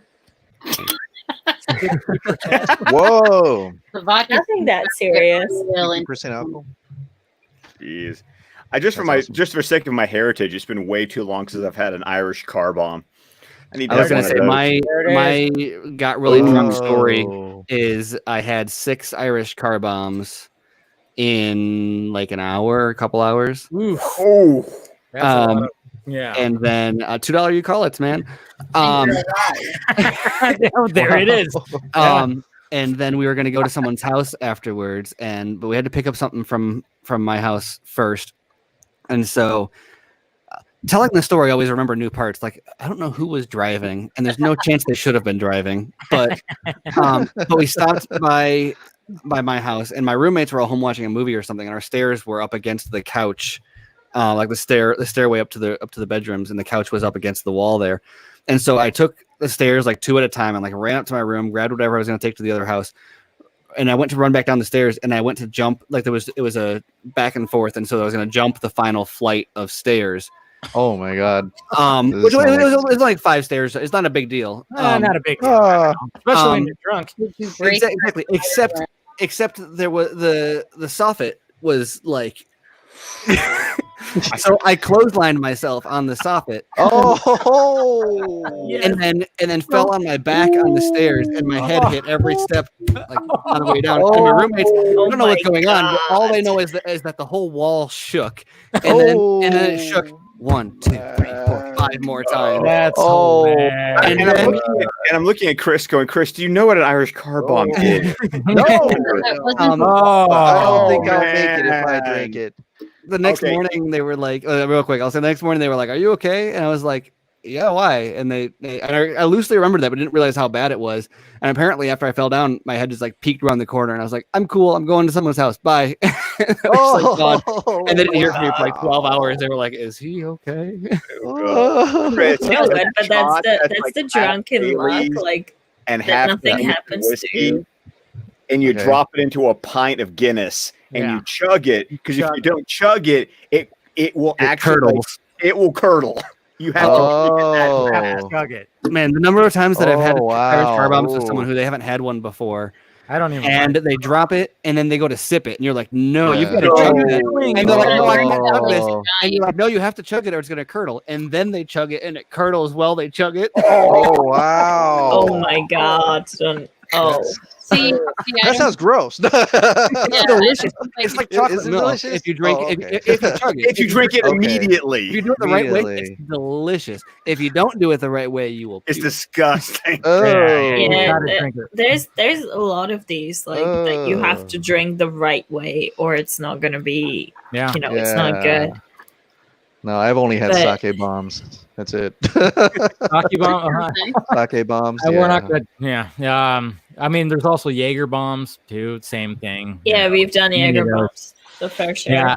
I think the worst, one of the worst hangovers I ever had was from drinking probably about 2 or 3 Adios motherfuckers. I can't remember if I had 2 or 3. Have you guys? What is that? I don't know this. It's called Adios, motherfuckers. That's what it's called. That's why Really? it'll fuck you up. Like, yeah. I mean, it's Wow. literally just like it's 4 kinds of alcohol and just a little bit of flavor. And for some reason, you could just drink that very easily. It's a shot. I had Or- no. It's a drink. Oh, You it's can have a shot, but there's also a drink. You know, There's like there all was a kinds- thing going on amongst my friends Yeah. in this past month, like Look it up, look it up. quarantine drink, I'm looking up okay? Adios, motherfuckers. And that was like, whatever you have at home, make a quarantine drink out of it. And you had to make a video, and then you had to pass it on to another friend. The shit that they were able to come up with. Did I was anyone like, Is it blue? crafty. Later, Looks blue. like Damn, I've seen, Dave. at one point Yeah, I've you seen see like that? rum, vodka, and like honey, Gin, and stuff like that. triple sec, sweet and sour mix, and a little bit of blue curacao. Yes. Wow, looks nuts. Okay. That looks good. Now I remember I had 2 of those. I had 2 of those, and I had a double shot of tequila. Okay, because we were like bar hopping, and I for some reason Holy was cow. like, I'm gonna have some Adioses. Fuck it. We got to this one bar, and my friend who I was with, we couldn't find anybody else, so we sat down at the booth, and this one dude was like, oh, he was totally like looking at my friend, and he bought her a shot. And I was like, and she didn't want to take it. So I was like, okay, you take a little bit and I'll take the rest. She took like a little, that's it. And I'm like, fuck. And I just tossed back the rest. This is after I had 2 audio. Now, every time you tell every time you end a story with, I tossed it back. I was like, did you stay on your feet? Yeah.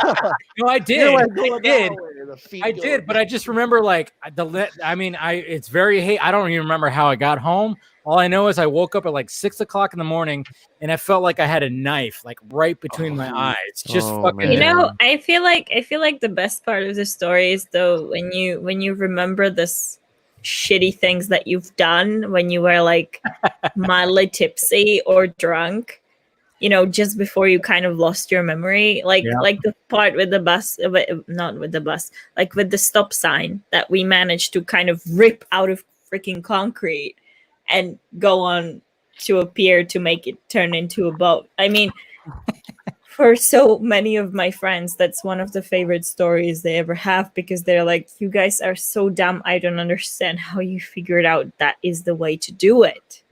And I'm like, you don't even know the story that led to it.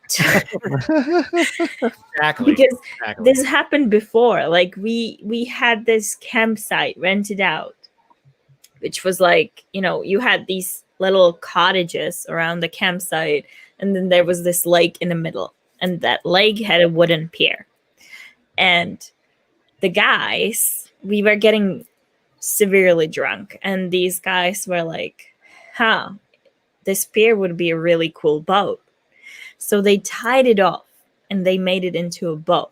But then they got into the middle of that lake and they realized that they ran out of alcohol and they had no way to paddle back. Oh. So one of them jumped Oh my into the goodness. lake and kind of dragged the whole thing back in so that they could get more beer. And we were like, we need paddle. So what do you think would be a good paddle? Stop sign. I don't know sounds like a why great somebody paddle. thought that the stop sign with the massive iron thingy, like what, and a piece of concrete when you rip it out would be a good thing to have as a paddle, but it just seemed like a good idea at the time. Okay, just run with it.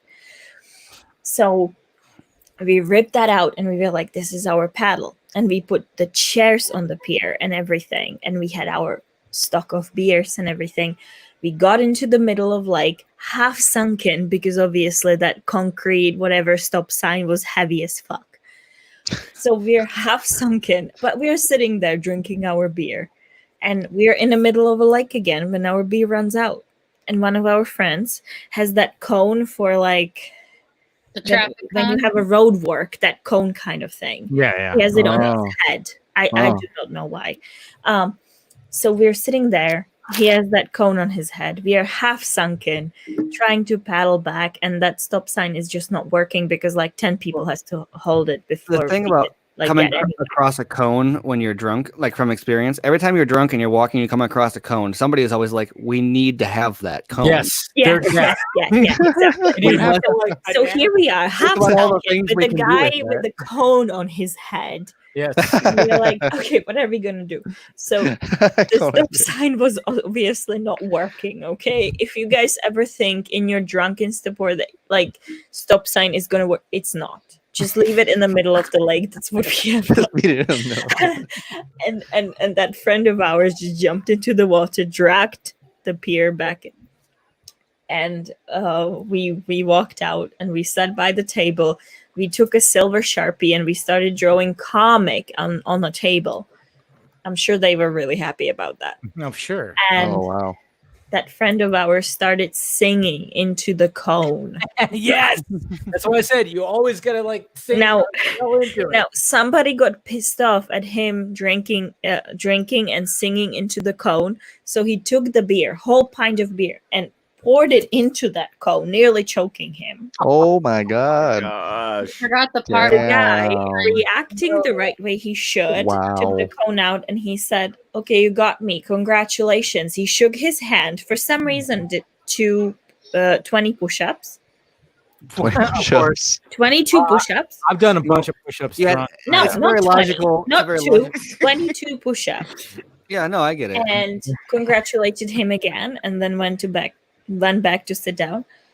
And yeah, we kept drinking. And then one of our friends was like, "Well, I have a key from our like the place where we were staying in, because we had one of the cottages." Mhm. And another friend goes, "Okay, give it to me." So our friend gave it to him. He took that key and threw it somewhere, so we never found it. We kept Oh no. climbing through the window for the rest of the weekend. Oh no. Yeah, it was great. It was Left absolutely a great. stop sign in the middle of the lake sticking out.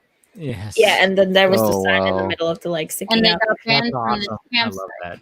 Well, no, but that's the Excalibur reference we need. because Yes. it's like Oh. holding the sword in the middle of the Comes lake. back See, full Yeah. You know what? bring it For us, back. it was It's all connected. It's it all was a connected. great All connected. Excalibur reference for us. It wasn't so great for them, because the next year when we came back, they actually took the pier and moved it on the other side of the lake, hoping that we Oh. won't find it. And then we were drinking at night, just like, getting drunk as we usually do. And our friends go, "Hey, we found a pier. Do you want to make it a boat?" Yeah, they never let us in after that year. They got banned. I'm surprised you didn't I get wonder why. I can't imagine. I don't even know why. You're such great customers. Man, I tell you what, I mean, yeah, I think we actually lived up to the vodka stream tonight, talking about these drunk stories for 100%. People are loving these little stories right now. And I think it's a perfect time to wrap this up. It's already over 3 hours that this thing's been on. And I appreciate everyone for coming on. I see, I can't even talk right now. You almost said cone. I think you almost said cone. Cone. No, thank you for coming on. Are We you need okay, that Dave? cone. We got to Dave, take you that good, cone Dave? home. I know, exactly. Give me some. Hey, I am the one whose English is broken most of I the know time. exactly. And I can't even speak my own language. Yeah, jeez, it's terrible. But no, I appreciate you guys coming on. The Nerd Queens, especially. Go ahead and promote yourselves, guys, girls. Not much to say. We're at the Nerd Queens on literally everything. Yes. So if you want to know the news about JusticeCon, There you you'll go. find it either on our accounts or on Meg accounts, which she's at WonderMag, or on Twitter at Girl Mag. Yeah. Well, Underscore. Girl Mag. Yeah, so that's where all the news about JusticeCon will be. If you care about anything else, obviously the Nerd Queens everywhere. For sure. We're looking forward to it. And of course, Mr. Chris Wong Swenson's going to be part of that panel. Go ahead and Yeah. promote yourselves, Chris. Oh, yeah. Yeah, There he is. Chris Paul Quinton, Ping Pong Flicks.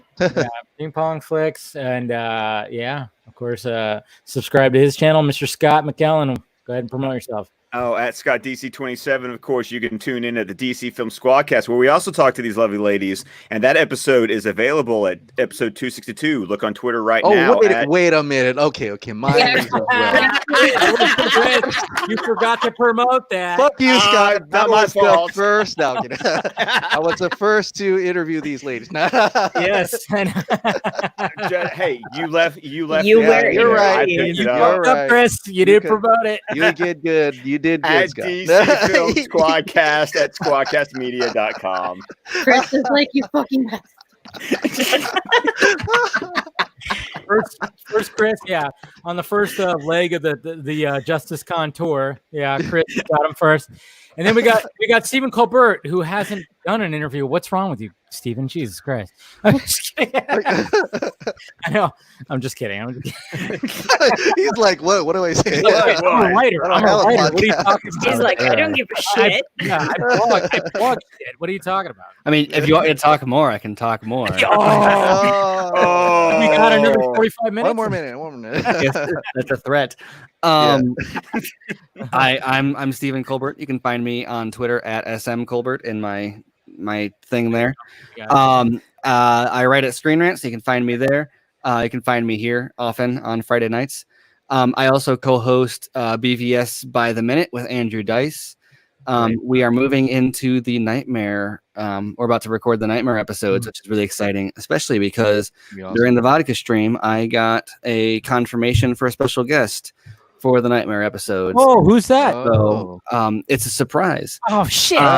So Oh no! Don't do that to us. yeah, so anyone who Subscribe listens now. to, That's what he's saying. anyone who Subscribe listens now. to BVS by the Minute, you're in for a treat. Anyone who does not, you're also in for a treat because you get to start from the beginning and hear the whole thing for the first time. So Good stuff. That's a great plug. Like how he promotes it, like Yes, Yeah. Just like they're pros at promoting. just like fuck the rest, like listen to me. hey, he said plug yourself. I normally plug it like 5 times throughout the show, and we've been talking about booze the whole time instead of Snyder. So It is a vodka stream, okay? Yeah, it's a podcast. You know what? I mean, yeah, we gotta. Snyder needs to get his own booze. He needs to have like some kind of booze. What's his favorite booze? We got to figure that out. And somehow, like, Jason Momoa, he made a booze with Stephen Amell. We need to like get them hooked up. They can go make something. because we know that Snyder, he likes his booze too. I mean, he does. Stephen, and I mean, look, What does we've he been drink? on 2 or 3 Zooms with him now.